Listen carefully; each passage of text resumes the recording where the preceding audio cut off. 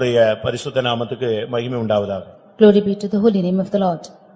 ஏசாயா தீர்க்கதரிசன புஸ்தகம் 44ஆம் அதிகாரம் முதல் 3 வசனங்களை ஒரு விசை வாசிப்போம். Prophetical book of Isaiah chapter 44 verses 1 to 3. இப்போதும் என் தாசனாகிய யாக்கோபே, நான் தெரிந்து கொண்ட இஸ்ரவேலே கேள். உன்னை உண்டாக்கினவரும் தாயின் கர்ப்பத்தில் உன்னை உருவாக்கினவரும் உனக்கு துணை செய்கிறவருமாகிய கர்த்தர் சொல்கிறதாவது, என் தாசனாகிய யாக்கோபே, நான் தெரிந்து கொண்ட யெஷூரனை பயப்படாதே.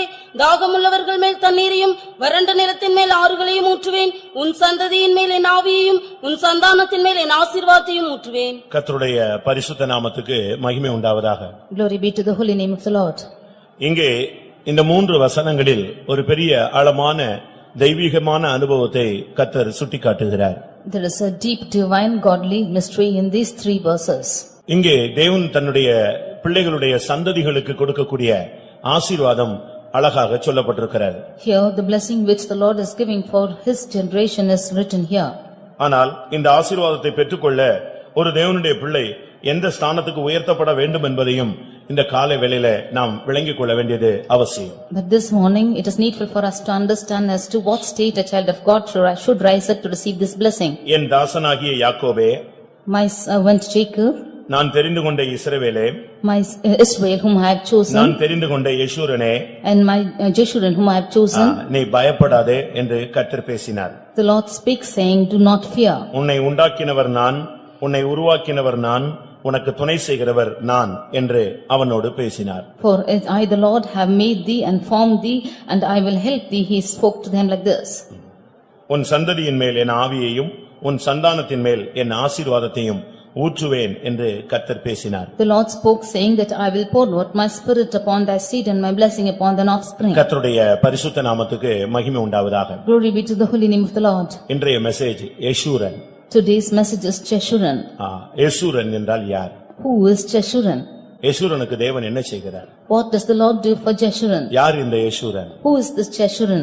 இவைகளை குறித்து நாம் இந்த காலை வேளையிலே விளங்கிக் கொண்டால் நமக்கு நலமாயிருக்கும். It will be good that if we should understand these things. கர்த்தருடைய பரிசுத்த நாமத்துக்கு மகிமை உண்டாவதாக. Glory be to the holy name of the Lord. முதலாவது வசனத்திலே என் தாசனாகிய யாக்கோபே என்று அவர் அழைக்கிறார். In the first verse he is calling saying, O Jacob my servant. அதே மனிதனை நான் தெரிந்து கொண்ட இஸ்ரவேலே என்று தேவன் அழைக்கிறார். And that same man he calls as Israel whom I have chosen. முதலாவது ஒரு மனிதன் தேவனுடைய தாசனாய் மாற வேண்டியது அவசியம். Firstly, a man of God should become a servant of God. தேவனுக்கு ஒருத்தன் ஊழியனாக, சர்வன்டாக, வேலைக்காரனாக, அவன் தாசனாக மாற வேண்டியது அவசியம். It is needful for a man of God should to first become a servant of God. இந்த உலகத்திலே நாம் பல காரியங்களிலே வேலையாட்களாக நியமிக்கப்பட்டிருக்கலாம். We have been ordained as laborers to many things in the world. சில கம்பெனிகளிலே நாம் வேலைக்காரர்களாக இருக்கலாம். We are found as laborers in many companies. அரசு அலுவலகங்களிலே நாம் வேலைக்காரர்களாக இருக்கலாம். We are found as laborers in சில government மனிதர்கள் offices. தனிப்பட்ட மனிதர்களுக்கு நாம் வேலையாட்களாக இருக்கலாம். And we are laborers to individual men. ஆனால் இன்னைக்கு அநேகர் பலவிதமான வல்லமைகளுக்கு கூட அவர்கள் வேலையாட்களாக இருந்து அந்த வல்லமைகளுக்கு கீழ்ப்படிந்து அவைகளை பணிந்து வணங்கி அவைகளுக்கு தாசர்களாக ஜீவிக்கிறவர்களும் உண்டு. And today we find many of them are found as laborers to even spirits, and they are even serving them for like this. ஆனால் இவைகளுக்கு மத்தியிலே கர்த்தர் சொல்லுகிறார், நீ என் தாசன் என்று அவனை முக்கியப்படுத்துகிறார். But in the midst of all this the Lord says that he is his servant. ஏன் அவனை என் தாசன் என்று அவர் பேச வேண்டும்? Why does the Lord speak to him as my servant? அவன் ஒரு காலத்திலே தன்னை குறித்து அறிக்கையிடும் பொழுது நான் ஏசாவுக்கு தாசன் என்று தன்னை அறிமுகப்படுத்துகிறார். Firstly, when he is confessing that he is telling that he is a servant to Esau. நாம் மனிதர்களுக்கு தாசர்களாக இருக்க கூடாது. We should not be servants to men. மனிதர்களுக்கு அடிமைகளாக இருக்க கூடாது. We should not be slave to men. எழுத்தின் பிரகாரமாக சில வேலையாட்களாக நாம் இருக்கலாமே தவிர ஆனால் அடிமைத்தன ஆவியிலே நாம் கட்டப்பட்டிருக்க கூடாது. We could be laborers in a little manner, but we should not be bound by the spirit of slavery. ஒவ்வொரு தேவனுடைய பிள்ளைகளும் இந்த நாட்களிலே தேவனுடைய தாசர்களாக மாற்றப்பட வேண்டியது அவசியம். Every child of God these days should be changed preached as the servant of God. மோசேயை குறித்து ஆண்டவர் பேசும் பொழுது அவன் என் தாசன் என்று பேசினார். When about Moses God is speaking, he is saying he is my servant. தாவீதை குறித்து பேசும் பொழுது அவன் என் தாசன் என்று பேசினார். When speaking about David, he says that he is my servant. காலேபை குறித்து பேசும் பொழுது அவன் என் தாசன் என்று கர்த்தர் பேசினார். When speaking about Caleb, God says that he is my servant. வேதத்திலே அநேக பராக்கிரமசாலிகள் உண்டு. There are many valiant people in the word of God. வல்லமை உள்ளவர்கள் உண்டு. There are powerful people. வேதம் சிலரை ஞானி என்று அழைத்திருக்கிறது. And some of them the word of God calls us wise people. ஆனால் எண்ணி பார்த்து ஒரு சிலரை மாத்திரமே வேதம் தாசன் என்று அழைக்கிறது. But when counting each of them, only a few are called by the word of God as my servant. இயேசுவை கூட இதோ நான் தெரிந்து கொண்ட என் தாசன், நான் ஆதரிக்கிற என் தாசன் என்று தீர்க்கதரிசன வாயிலாக ஆண்டவர் அவரை குறித்து பேசினார். Even about Jesus as a prophetical word, God says that he is my servant whom I have chosen. ஆனால் யாக்கோபு தன்னை குறித்து ஆதியாகமம் 32 அதிகாரம் 5 வசனத்திலே தன்னுடைய அண்ணனிடத்திலே ஆள் அனுப்பி சொல்லிவிடும் பொழுது, உம்முடைய தாசனாகிய யாக்கோபு இதை சொன்னான், இதை கொடுத்தான் என்று சொல்லுங்கள் என்று தன்னை மனிதனுக்கு தாசனாக வெளிப்படுத்தினான். In Genesis chapter 32 verse 5, when he is meeting his brother, he is telling, go and say that to my Lord that I am his servant. ஏனென்றால் அவன் வேலை செய்தது எல்லாமே உலக பிரகாரமான ஆசீர்வாதங்களை எதிர்பார்த்து மாத்திரமே. Because he was serving everything in the world expecting worldly blessings. நீங்கள் இந்த மார்க்கத்துக்குள்ளே வந்த பின்பு உலக காரியங்களுக்கு மாத்திரம் நீங்கள் கிறிஸ்துவை பின்பற்றினால் நீங்கள் பரிதபிக்கப்படத்தக்கவர்கள் என்று வேதம் சுட்டிக்காட்டுகிறது. If you should follow Christ and for these little blessings of this world alone, there you are desperate than all men. ஒருவன் இம்மைக்காக கிறிஸ்துவை பின்பற்றுவானானால் அவன் பரிதபிக்கப்படத்தக்கவன். If one should follow Christ just for this worldly matters, then he is most miserable. ஆனபடியால் நம்ம இம்மைக்காக அல்ல, நமக்கு இம்மைக்குரிய காரியங்களை தர அவர் உண்மையுள்ளவராக வல்லமையுள்ளவராக இருக்கிறார். Therefore, not only for the present world and things of this world, he is able to provide everything. அவனுக்கு எப்படி ஒரு மனிதனுக்கு போய் தன்னை தாசன் என்று சொல்ல முடியும்? இவைகளுக்கு மத்தியிலே ஆண்டவர் அவனை தாசனாக அழைக்கும்படியாக அவர் விரும்பினார். How can he go and call himself as a servant to men? In the midst of all this, God wanted to call him as his அதுக்கு servant. காரணம் அவன் இந்த உலகத்திலே உலக காரியங்களுக்காகத்தான் அவன் ஊழியம் செய்து வந்தான். The reason for this is he served the world only for the material things. அவனுடைய ஊழியத்தை குறித்து ஓசியா 12 அதிகாரம் 12 வசனத்திலே தீர்க்கதரிசன வாயிலாக ஓசியா சொல்லும் பொழுது, ஒரு பெண்ணுக்காக ஊழியம் செய்தான், இஸ்ரவேல் ஒரு பெண்ணுக்காக ஆடு மேய்த்தான் என்று மிகவும் கீழ்த்தரமான வார்த்தைகள் உபயோகப்படுத்தப்பட்டிருக்கிறது. Reading in Hosea chapter 12 verse 12, he says that Jacob he served for a wife. ஒரு பெண்ணுக்காக ஊழியம் செய்தான். He served for a girl. ஒரு பெண்ணுக்காக 7 வருடம் ஊழியம் செய்தான். He served for 7 years for a girl. அடுத்து இன்னொரு பெண்ணுக்காக 7 வருஷம் ஊழியம் செய்தான். And nextly for another girl he served for 7 years. அந்த பெண்ணுக்காக தான் அவன் ஆடு மேய்த்தான். And for that purpose he kept the sheep. நாம் என்ன ஊழியம் செய்கிறோம்? What ministry are we doing? இந்த உலகத்துல காருக்காக ஊழியம் செய்றோமா? Are we serving this world for the car? வீட்டுக்காக ஊழியம் செய்றோமா? Or for the house? இல்லாவிட்டால் நிலத்துக்காக ஊழியம் செய்கிறோமா? Or are we serving for land? இல்லாவிட்டால் வசதி வாய்ப்புகளுக்காக ஊழியம் செய்கிறோமா? Or are we serving for facilities? நீ தேவனுடைய தாசனா, மனிதனுடைய தாசனா, இல்லாவிட்டால் இந்த உலக பொருளுடைய தாசனா? Are you a servant of God or servant of man or servant of the worldly things? ஒரு இடத்துல விவாகம் பேசப்பட்டது. In one place they spoke about a wedding. அந்த பையன்ட்ட நீ என்ன, உனக்கு என்ன வேணும் கேளு, என்ன வேணும் கேளுன்னு எல்லாரும் கேட்டுக்கிட்டே இருந்தாங்க. They were asking the boy as to what he wants. அவன் ஒண்ணு வேண்டாம், நீங்க கொடுக்கறத கொடுங்கன்னு சொல்லிட்டு போயிட்டே இருந்தான். He was telling just you can give what you want to give, and he just went on. Engagement வேற முடிஞ்சிருச்சு. And the engagement was over. என்கேஜ்மெண்ட்ல அந்த பொண்ணோட சித்தப்பா வந்தாரு. And the small father of that girl came. தனியா கூட்டி போய் And he invited him alone. தம்பி நீங்க செய்யறது செய்யுங்கன்னு சொல்லாதீங்க, நீங்க உரிமையோட கேளுங்க அப்படின்னு சொன்னார். And the brother, you do not say that you do what you want, you ask of your own what you want. அதுவரைக்கும் தெளிவா இருந்த அந்த பையன் அதுக்கு பிறகு முட்டாளா மாறிட்டான். And he who was clear until that time became a fool.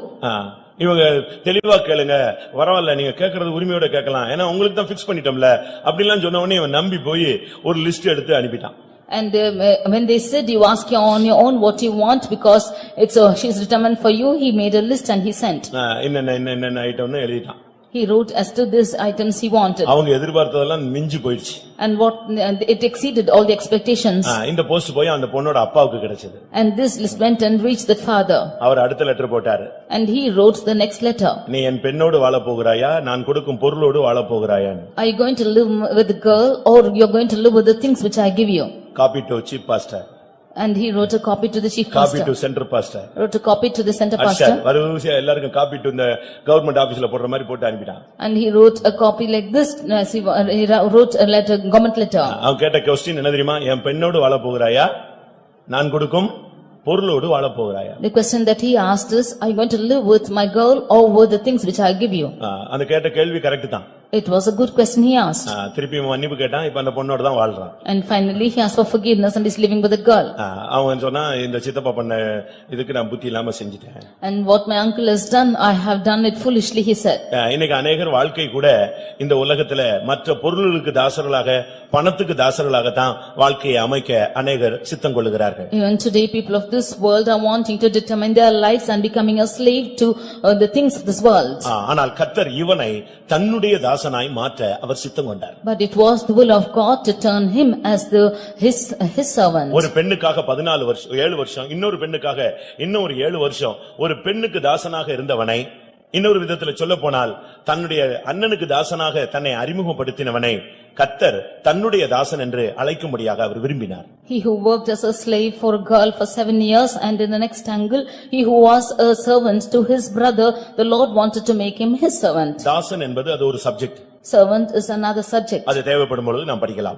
When it's needful we can learn about ஆனால் it. யாக்கோபை கர்த்தர் இந்த இடத்துல என்னுடைய தாசன் என்று அவர் அழைக்க விரும்பினார். But the Lord wanted to call this Jacob as my servant. முதலாவது நீங்கள் தேவனுடைய ஊழியர்கள், வேலைக்காரர்களாக நீங்கள் உங்களை மாற்றுங்கள். Firstly, you should change yourself as the servants of God. உலகத்துல நீங்கள் யாருக்கோ ஒரு வேலைக்காரர்களாக நியமிக்கப்பட்டிருக்கலாம். அதை குறித்து நான் இப்பொழுது பேச விரும்பவில்லை. You might have been appointed as servants in the world, but I do not want to speak about that. ஆனால் பரலோகம் உன்னை பார்த்து தன்னுடைய வேலைக்காரன் என்று சொல்லுமா? But will the heaven look into you and say that you are a servant? தேவன் தன்னுடைய வேலைக்காரன் என்று உன்னை சொல்லுவாரா? Will God call you as his servant? உன்னை குறித்து தன்னுடைய வேலைக்காரன் என்று அவர் சொல்லுவாரா? Will he call you as his servant? பிரியமானவர்களே, என் தாசனாகிய யாக்கோபே என்று அவனை அழைத்தார். He is calling us O Jacob, my servant. யாக்கோபு என்று சொன்னால் என்ன அர்த்தம்? What is the meaning of Jacob? தட்டி வீழ்த்துகிறவன் என்று அர்த்தம். One who is demolishing things. அவனுக்கு விரோதமா என்ன சூழ்நிலை வந்தாலும் அதை தட்டி வீழ்த்திடுவான். Whatever comes against him, he will demolish it. அது என்ன டெக்னிக்கல் ஆனாலும் யூஸ் பண்ணுவான். He will use every techniques for it. அவனுக்கு அத பத்தி மத்தவங்க என்ன துக்கப்படுவாங்கங்கறத பத்தி அவனுக்கு கவலையே கிடையாது. He will not be grieved as to what the others are grieved about. அவனுடைய எய்ம் தன்னுடைய லைஃப்ல எதுவுமே குறுக்கிட கூடாது. ஒரு ஸ்போர்ட்டிவ் மைண்டோட மோதிக்கிட்டே இருப்பான். He with a sportive mind, he will move and he will destroy everything. He will not bother about others. அவனுடைய மைண்ட்ல அந்த blessing தான். In his mind was the blessing. அதுதான் அவன் மைண்ட்ல ஓடிக்கிட்டே இருக்கும். Only that was running in his mind. மற்றவன் துக்கப்படுவானே, அழுவானே, நம்ம இப்படி பொறுத்தன பண்ணிட்டா அவன் எவ்வளவு வேதனைப்படுவான். அந்த மைண்ட் அந்த அவனுக்கு சாடிஸ்ட் மைண்ட் அவனுக்கு. Others will be grieved and they will be worried. He will not be worried about that because he was a sadist. அவனுடைய மைண்ட்ல அண்ணன் துக்கப்படுறான். அவன் ஏற்கனவே சேஷ்டபுத்திர பாகத்தை எடுத்தாச்சு. Already he has got the first share and therefore he will not think as to his brothers grieved. ஏற்கனவே சேஷ்டபுத்திர பாகம் ரெட்டிப்பான பங்கு வாங்கியாச்சு. Already he has got the double portion of the firstborn and he has got it from the brother. இப்ப கடைசி brother. ஆசீர்வாதத்தையும் புடிங்கிட்டான். And he has got the last blessing too. அவன் அழுவானே, that he'll cry, அவன் துக்கப்படுவானே, he'll be grieved, அவன் கோவப்படுவானே, he'll get angry, அவன் பின்மாறுவானே, and he will backslide. அவன் என்ன செய்வான்? What will he do? அதெல்லாம் மத்தவனுடைய துக்கம் வேதனை இவனுக்கு மைண்ட்லயே வர்க் பண்ணாது. தான் ஆசீர்வதிக்கப்படணும். இது மைண்ட் தான் அவன் மைண்ட்ல ஓடிட்டே இருக்கு. Others griefs of worries will not hurt him at all. He should be blessed. Only that was going on in his mind. பாருங்க, அவன் உட்கார்ந்து அழுகுறான் எனக்கு ஆசீர்வாதம் வேணும்னு. ஆனா அவனுடைய கோபம் முழுசும் இவன் பக்கம் திரும்பிடுச்சு. The brother is coming and crying wholly that he wants the blessing and therefore his anger totally turned towards him. நம்ம சொல்றோம் ஏசா பின்மாறி போயிட்டான், கானானிய ஸ்திரியை கட்டிட்டு போயிட்டான், அவன் சபையை விட்டு வெளியே போயிட்டான். காரணம் என்ன? இந்த யாக்கோபு பண்ண சேட்டைதான். We see that Esau was backslidden and he went and married a Canaanite. The reason for this is because of the things which Jacob had done. இவன் செஞ்ச தவறுலதான் அவன் தடுமாறினான். Because of his mistake he stumbled. எப்பொழுதுமே ஆவிக்குரிய சிந்தையோடு ஒரு காரியத்தை கண்ணோக்குங்கள். உலக ஆசீர்வாதத்தின் கண்ணோக்கத்தோடு ஒரு காரியத்தை நீங்கள் ஈடுபடாதிருங்கள். Always look to everything with a spiritual mind and do not interfere everything in the worldly angle. உன்னை நேசிப்பது போல நீ பிறனை நேசி. நீ உன்னை நேசிப்பது போல நீ பிறனை நேசிப்பாயாக. As you love yourself, you love your neighbor. மற்றவங்க உனக்கு என்ன செய்யணும்னு நீ ஆசைப்படுறியோ அதை நீ மற்றவனுக்கு நீ செய். What you expect others to do unto you, you do to the others. மற்றவங்க உன்னை கனம் பண்ணணும்னு ஆசைப்படுறியா, நீ மற்றவங்களை கனம் பண்ணு. When you want the others to honor you, you honor the others. மற்றவங்க துக்கப்படுறாங்க, வேதனைப்படுறாங்க, சாப்பிடாம கிடக்குறாங்க, அழுகுறாங்க, அத பத்திலாம் இவங்களுக்கு இல்ல. இவனுக்கு ஆசீர்வாதம் வேணும், அது ஒண்ணுதான் இவன் மைண்ட்ல. அதே ஆசீர்வாதம் அதே மைண்ட்ல தான் போயிட்டு இருக்கான். இம்மைக்காக நீ கிறிஸ்துவை பின்பற்றுகிறாய். He is not grieved as to whether the others are not eating or grieved or crying or fasting. He is not bothered about all that. You are following Christ only for material things. இதுதான் யாக்கோபுடைய first stage. This is the first stage of Jacob. இப்பொழுது இவனை கர்த்தர் change பண்ணார். But now the Lord is changing him. இப்போ அவன்கிட்ட இரண்டாவது பேசினார். என் தாசனாகிய யாக்கோபேன்னு சொல்லிட்டு நான் தெரிந்து கொண்ட இஸ்ரவேலே கேள் அப்படின்னு பேசினார். Now the Lord is speaking to him the second time. Firstly he is saying, O Jacob my servant, and secondly he says, an Israel whom I have chosen. இப்பொழுது அவனை தெரிந்து கொண்டவனாக கர்த்தர் மாற்றினார். Now the Lord is making him as chosen. ஒருவேளை இந்த மார்க்கத்துக்குள்ள நீங்க வர்றதுக்கு முன்னால யாக்கோபாக இருந்திருக்கலாம். Maybe before you are coming into this religion you might have been like Jacob. வந்த புதிதில் கூட நீங்கள் யாக்கோபாக இருந்திருக்கலாம். Even after coming newly you would be as Jacob. வந்த சில வருடங்கள் கூட நீங்கள் யாக்கோபாக இருந்திருக்கலாம். Even after coming for a few years you might have been as Jacob. அவன் அந்த தகப்பன் வீட்டை விட்டு போகும்பொழுது யாக்கோபாக இருந்தான். When he left his father's house he was Jacob. 20 வருஷம் மாமனார் வீட்ல இருந்தான், அங்கேயும் யாக்கோபாக இருந்தான். For 20 years he was in his father-in-law's house, there also he was a Jacob. இதிலிருந்து என்ன விளங்கிக் கொள்கிறோம்? What do we understand from this? ரட்சிக்கப்படுவதற்கு முன்பாக நாம் யாக்கோபு, ரட்சிக்கப்பட்ட பின்பும் யாக்கோபு. Before being saved we are Jacob, even after being saved we are Jacob. இன்னும் எத்தனையோ வருடங்கள் நாம் யாக்கோபாகவே வாழ்ந்து வருகிறோம். For many years together we are living like Jacob. இப்பொழுது கர்த்தர் இவனை எலெக்ட் பண்ண, அதாவது தெரிந்து கொள்ள ஆரம்பித்தார். But now the Lord is choosing him. ஏனென்றால் அவருக்கு இவன் தான் தெரிந்து கொள்ளப்பட்ட சந்ததி. Because he is only the chosen generation for him. ஏனென்றால் ஆபிரகாமுக்கு அடுத்து கர்த்தர் ஈசாக்கை கொண்டு வருகிறார். Because after Abraham God brought Isaac. ஈசாக்குக்கு அடுத்து ஏசாவும் யாக்கோபும் தான் நிக்கிறாங்க. After Isaac stands Esau and Jacob. ஏசாவை வெறுத்தென்று ஏற்கனவே ஆல்ரெடி ஆண்டவர் சொல்லி முடிச்சிட்டார். And the Lord has already said that he hates Esau. இப்போ இவனை தான் கிளியர் பண்ண வேண்டியிருக்கு. Now he has to clear him. இவனை இப்படியே யாக்கோபா வச்சா இவனை வச்சு எந்த பிரயோஜனமும் கிடையாது. If he has to be placed as Jacob alone, there's no use with him. அதனால் கர்த்தர் இவனை சேஞ்ச் பண்றதுக்காக இவனை தெரிந்து கொண்டார். Because the Lord wanted to change him, the Lord chose him. ஏன் தெரிந்து கொள்கிறார்? Why is he choosing? தேவனுடைய தெரிந்து கொள்ளுதலுடைய ரகசியம் என்ன? What is the secret of the Lord's choice? யோவான் 15:16 படி பார்க்கும் பொழுது John chapter 15 verse 16. அங்க என்ன சொல்லப்பட்டிருக்கிறது? What is told there? நீங்கள் என்னை தெரிந்து கொள்ளவில்லை, நான் உங்களை தெரிந்து கொண்டேன், காரணம் நீங்கள் கனி கொடுக்கும்படியாக. Ye have not chosen me, but I have chosen you that you might bring forth the fruit. தேவனுடைய திட்டத்தின்படி தேவன் நம்மை தெரிந்து கொண்டார். According to the plan of God, the Lord is choosing us. நீங்கள் என்னை தெரிந்து கொள்ளவில்லை, நான் உங்களை தெரிந்து கொண்டேன். Ye have not chosen me, but I have chosen you. நீங்கள் போய் கனி கொடுக்கும்படிக்கு, உங்கள் கனி நிலைத்திருக்கும்படிக்கு நான் உங்களை ஏற்படுத்தினேன். That ye should go and bring forth fruit, and that your fruit should remain. I have chosen you. இருக்கிற வரைக்கும் அவனுக்குள்ள கனி கொடுக்கிற ஜீவியம் இல்ல. As long as he was Jacob, there was not a fruit bearing life. அவன் mind முழுவதும் பெண்களாகவே இருந்தது. His mind was fully with girls. அவன் மைண்ட் ஃபுல்லா குழந்தைகளாகவே இருந்தது. His mind was full of children. அவன் மைண்ட் ஃபுல்லா ஆடுகளாகவே இருந்தது. His mind was full of sheep. அவன் மைண்ட் ஃபுல்லா வஞ்சிக்கிறதாகவே இருந்தது. His mind was full of deception. அவன் மைண்ட் ஃபுல்லா ஆசீர்வாதத்துக்காக எவனையும் ஏமாத்த அவன் ரெடி ஆயிட்டான். He was wanting to deceive any man just for blessing. அண்ணனை ஏமாத்த ready. He was able to deceive his brother. அப்பாவை ஏமாத்த ready. He was ready to deceive his father. அடுத்து மாமனை ஏமாத்ததுக்கு ready. He was ready to deceive his father-in-law. அவனுடைய mind ஆசீர்வாதம் தானே தவிர வேற எதுவுமே கிடையாது. In his mind was only the blessing and not anything else. ஸ்பிரிச்சுவலா வந்துட்ட பிறகு நீ மாம்சத்தை அதுல நினைக்க கூடாது. After coming to a spiritual angle you should not connect your carnality. சபைக்குள்ள வந்துட்ட பிறகு இந்த உலக ஆசீர்வாதங்களுக்காக நீ அழுகிறது, கண்ணீர் விடுறதெல்லாம் இருந்தா நீ இம்மைக்குரிய ஒரு நபர். After coming to the church for the material things of this world, if you're going to cry, then you are man who are after the world. கர்த்தர் இப்பொழுது இவனை சந்தித்து தெரிந்து கொள்ளப்பட்டவனாய் மாற்ற விரும்பினார். But now the Lord met him and wanted to choose him. அப்ப தெரிந்து கொள்ளும் பொழுது இவன் யாக்கோபாக இருக்க முடியாது. Then when he is a chosen person, he cannot be like Jacob. அதுக்கு பிறகு அவன் யாக்கோபுன்னு சொன்னா இந்த மார்க்கத்துல அவன் பைபிள் தூக்கிட்டு அலையறதுல பிரயோஜனம் கிடையாது. If he is called as Jacob, there's no use, then he carrying the Bible on this religion. ஆனாலும் கர்த்தர் என்ன பண்ணாரு? அவனை தெரிந்து கொண்டவனாக மாற்றும் பொழுது இஸ்ரவேலாக அவனை உண்டு பண்ணி ஆரம்பித்தார். Therefore, when the Lord wanted to make him him a chosen person, he changed him as Israel. இந்த இடத்துல தான் அவனுடைய லைஃப் சேஞ்ச் ஆகிறது. It is in this point that his life changed. கர்த்தர் நம்மை தெரிந்து கொள்ள விரும்புகிறார். The Lord wants to choose us. பவுலை தெரிந்து கொள்ளும் பொழுது கர்த்தர் சொல்றார், இவன் நான் தெரிந்து கொண்ட பாத்திரம். When the Lord chose Saint Paul, he says that he is a chosen vessel. என்னைக்கு கர்த்தர் இவனை தெரிந்து கொண்டாரோ அன்னைக்கு இவன் லைஃப் மாறினது. Whenever he chose him, that day his life changed. அதுவரை பரிசுத்தவான்களை துன்பப்படுத்தக்கூடியவனாக இருந்தான். Until then he was persecuting the saints. சபையை துன்பப்படுத்துகிறவனாக இருந்தான். He was persecuting the church. ஆனா எப்பொழுது அவனை தெரிந்து கொண்ட பாத்திரம் என்று கர்த்தர் உச்சரித்தாரோ அதற்கு பின்பு இவனுடைய லைஃப் மொத்தமா மாறிவிட்டது. But from the day the Lord said that he is a chosen vessel unto me, then his lifestyle totally changed. தேவன் தெரிந்து கொண்டவன் மேல் குற்றம் சாட்டுகிறவன் யார்? Who is the one who is accusing the one who is chosen of the Lord? ரோமர் 11:5 படி தேவன் கிருபையினாலே நம்மை தெரிந்து கொண்டார். Romans chapter 11 verse 5, we see that he is chosen us by the election of grace. ஆண்டவர் உங்களையும் என்னையும் இந்த சபையில கொண்டு வந்து இந்த மார்க்கத்துல அபிஷேகம் பண்ணி தேவன் தெரிந்து கொண்டதின் ரகசியமே நாம் கனி கொடுக்கக்கூடியவளாய் மாற வேண்டும். The secret of choosing you and I in the church and keeping us in the church is that we might be fruitful. இப்பொழுது தெரிந்து கொண்ட உடனே இவனை பெயர் சொல்லி அழைக்கும் பொழுது அவனுடைய பெயரை மாத்தி இஸ்ரவேல் என்று சொல்லுகிறார். Now after he is choosing, he is calling and changing his name as Israel. இவனுக்கு ரெண்டு நேரம் கர்த்தர் இஸ்ரவேல்னு பேர் வச்சார். The Lord named him as Israel 2 times.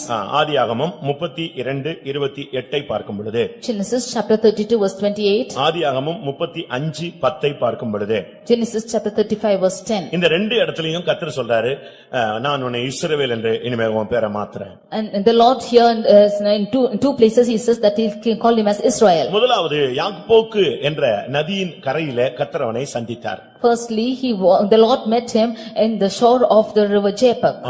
யாப்போக்கு என்ற ஒரு ஆற்றின் கரையிலே அவனை சந்தித்தார். The Lord met him in the shore of the river Jabbok. அவன் ஆசீர்வாதத்துக்காக போராடினான். He was striving for blessings. அவன் அந்த நேரத்திலே அவன் வாயிலிருந்து வர்றது என்னதான் ஆசீர்வாதம் தான். Even at that time, the word which came out of his mouth is blessing. அவனை தூக்கிட்டு இருக்கும்போது எழுப்பிட்டு என்னன்னு கேட்டா, எனக்கு ஆசீர்வாதம் வேணுமா?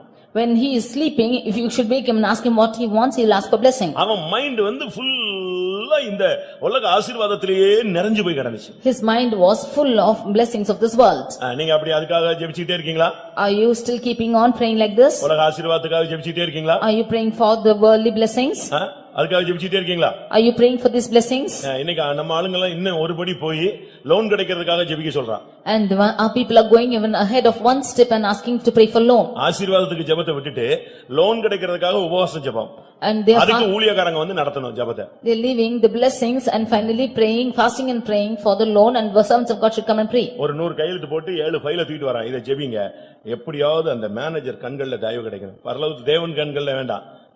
இப்ப இவனுக்கு எப்படியாவது கேட்டு நானு கடன் வாங்கிடணும். He is keeping on some files and saying, you pray for this, somehow I have to receive the loan, should find favor in the eyes of that man. அவனை தேவனுடைய தூதன் ஆசீர்வதிக்க முடியவில்லை. And the Lord could not, and the angel of God could not bless him. இப்ப கர்த்தர் அவன்கிட்ட தூதன் சொல்றான், உன் பெயரை ஃபர்ஸ்ட் நான் மாத்துறேன். Now the Lord says that firstly I will change your name.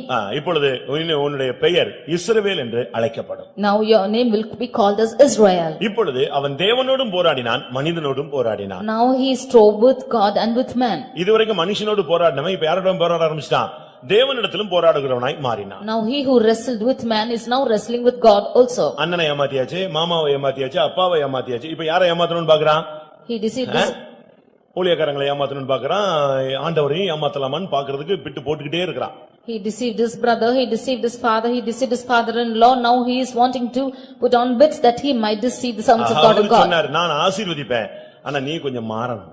But the Lord said, I will bless you, but you should change. இஸ்ரவேலாய் நீ மாறு. You should change as Israel. இஸ்ரவேல்னா என்ன அர்த்தம்? மனிதனோடும் தேவனோடும் போராடி ஜெயித்து எடுத்துக்கொள்ளுபவன். Israel means one who is wrestled with man and God and overcome and taken it. இப்பொழுது அவனுடைய லைஃப்ல போராடி ஜெபத்துல போராடுற ஒரு பிராக்டிஸ் அவனுக்கு கிடைத்தது. Now he got a practice of wrestling in prayer. முந்தில அவன் ஜெபத்துல போராடுறது இல்ல. Before he is not wrestling in prayer. யாக்கோபுடைய வாழ்க்கையில ஜெபத்துல போராடுனதா கிடையாது. ரொம்ப டெக்னிக்கலா தட்டிட்டே போயிட்டே இருப்பான். In the life of Jacob we cannot see that he is wrestling in prayer, but he is technically just knocking out. கூல குடுப்பான், சேஷ்டபுத்திர பாகத்தை எடுத்துருவான். He will give the porridge and take the firstborn. ஒரு ஆட்டு மயிர் கம்பளியை தூக்கி போடுவான், அப்பாவை ஏமாத்திடுவான். He will put on the blanket of a sheep and then he will cheat his father. குட்டி போடும் பொழுது அந்த ஆட்டுக்கு முன்னால கொலையை வெட்டி வெட்டி போட்டு அப்படியே குட்டி எல்லாம் தன்னுடைய டிசைனுக்கு கொண்டு வந்துருவான். When the sheep is giving birth, he will put on the leaves and branches and he will take its parts. இப்போ கொஞ்சம் ஸ்பிரிச்சுவலா மாறி இருக்காரு. Now he has become a little spiritual. என்ன கொஞ்சம் ஸ்பிரிச்சுவல் என்னது? What is that little spiritual? ஜெபிச்சு இனிமேல் ஏதாவது காரியத்தை சாதிக்கணும். Now he has to pray and get over certain things. அதுக்கு பிறகு அவனுடைய பிரேயர் லைஃப்ல கொஞ்சம் டெவலப் உண்டான. And after that he developed his prayer life. கர்த்தருடைய பரிசுத்த நாமத்துக்கு மகிமை உண்டாவதாக. Glory be to the holy name of the Lord. ஆதியாகமம் 35:10 வரும்பொழுது கர்த்தர் சொல்லிட்டார், இனிமே உனக்கு யாக்கோபுங்கிற பேரே கிடையாது, இனிமேல் உன் பெயர் இஸ்ரவேல் என்று வழங்கியே ஆக வேண்டும் சொன்னார். In Genesis chapter 35 verse 10, the Lord says, thy name shall no more be called as Jacob but only Israel. வாசியங்கள் ஆதியாகமம் 35:10. இப்பொழுது உன் பேர் யாக்கோபு, இனி உன் பேர் யாக்கோபு எனப்படாமல் இஸ்ரவேல் என்று உனக்கு பேர் வழங்கும் என்று சொல்லி ஏற்கனவே ஞானசானத்தில் கொடுத்துட்டார்ல, யாப்போக்கு ஆற்றங்கரையில இஸ்ரவேல்னு சொல்லிட்டார்ல. இப்ப திருப்பியும் கொடுக்கிறது காரணம் என்னன்னா, ஞானசானம் எடுத்து இல்லாவிட்டா ஆசீர்வாதம் பெற்று பெயர் மாறியும் சுபாவம் மாறவில்லை. Already at baptism in that brook Jacob, he was named as Jacob as Israel, but his character is not yet changed. அது பேர் மாறிடுச்சு. His name is changed. ஆனா இன்னும் லைஃப் மாறல. But his life is not அதனால changed. கர்த்தர் இப்ப மறுபடியும் அவன்கிட்ட பேசுறாரு, இனிமேல் உன் பேர் யாக்கோபுன்னு பழைய பேரை யூஸ் பண்ணாத. Therefore the Lord again speaks to him saying, do not use thy name as Jacob. இனிமேல் உன்னுடைய பெயர் இஸ்ரவேல் என்றே வழங்க வேண்டும். And hereafter your name should be called as Israel. பாருங்க, ஆண்டவருடைய அந்த திட்டத்தின்படி பாத்தீங்கன்னா இன்னைக்கு இஸ்ரவேல் என்கிற பேர் தான் நிக்குது. If you see according to the plan of God, only the name of Israel is lasting. 12 கோத்திர பெயர்கள் வந்து கொண்டே இருந்தது. The 12 tribes names were coming on. யாக்கோபுடைய பெயர் கொஞ்ச நாளா வந்துகிட்டே இருந்தது. And for some days the name of Jacob came. திருப்பி 12 கோத்திரத்து பெயர்கள் வந்தது. And after that the name of 12 திரும்ப tribes. அந்த பெயர்கள் எல்லாம் மறைஞ்சு யூதா கோத்திரம் மட்டும் நின்னது. And lastly only the tribe of Judah just stood down. திரும்ப அது போய் இப்ப இஸ்ரவேல் வந்து நின்னுட்டே இருக்கு. Now after that is the name of Israel standing. பிரியமானவர்களே, ஞானஸ்நானம் எடுத்தால் மட்டும் போதாது, அபிஷேகம் பெற்றால் மட்டும் போதாது, வாழ்க்கை மாற்றப்பட வேண்டியது அவசியம். Not sufficient, you are baptized and you are named in another name, but your life should change. இப்போ அவன்கிட்ட பேசுறார், நான் உன்னை உண்டாக்கினேன். Now the Lord speaks that I have formed thee. ஒரு குழந்தை உண்டாகுவதை காண்பிக்கிறது. It shows that a child is being formed. ஆண்டவர் தான் நம்மை உண்டாக்கினவர். It is the Lord who is forming us. அவர்தான் நம்மை மேக் பண்றாரு. It is the Lord who is creating us. அவர்தான் நம்மை உண்டாக்குனவர். It is the Lord who is forming us. அடுத்து என்ன செய்யறாரு? Nextly what does he do?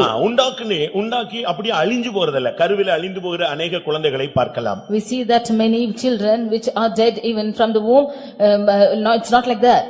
கருவிலேயே அழிந்து போகிற अनेक குழந்தைகளை நம் பூமியிலே பார்க்க முடியும். We can see many children which are dying even in the womb.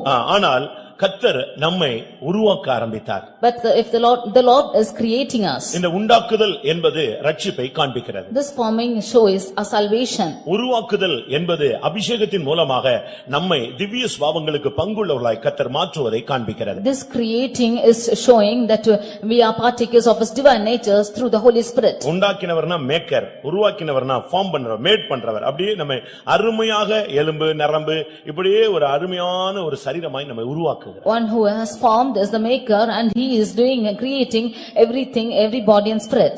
நம்முடைய ஜீவியத்திலே அவர் உண்டாக்கினவராக அடுத்து உருவாக்கினவராக வெளிப்படுகிறார். He is in our life is the one who is forming and one who is creating.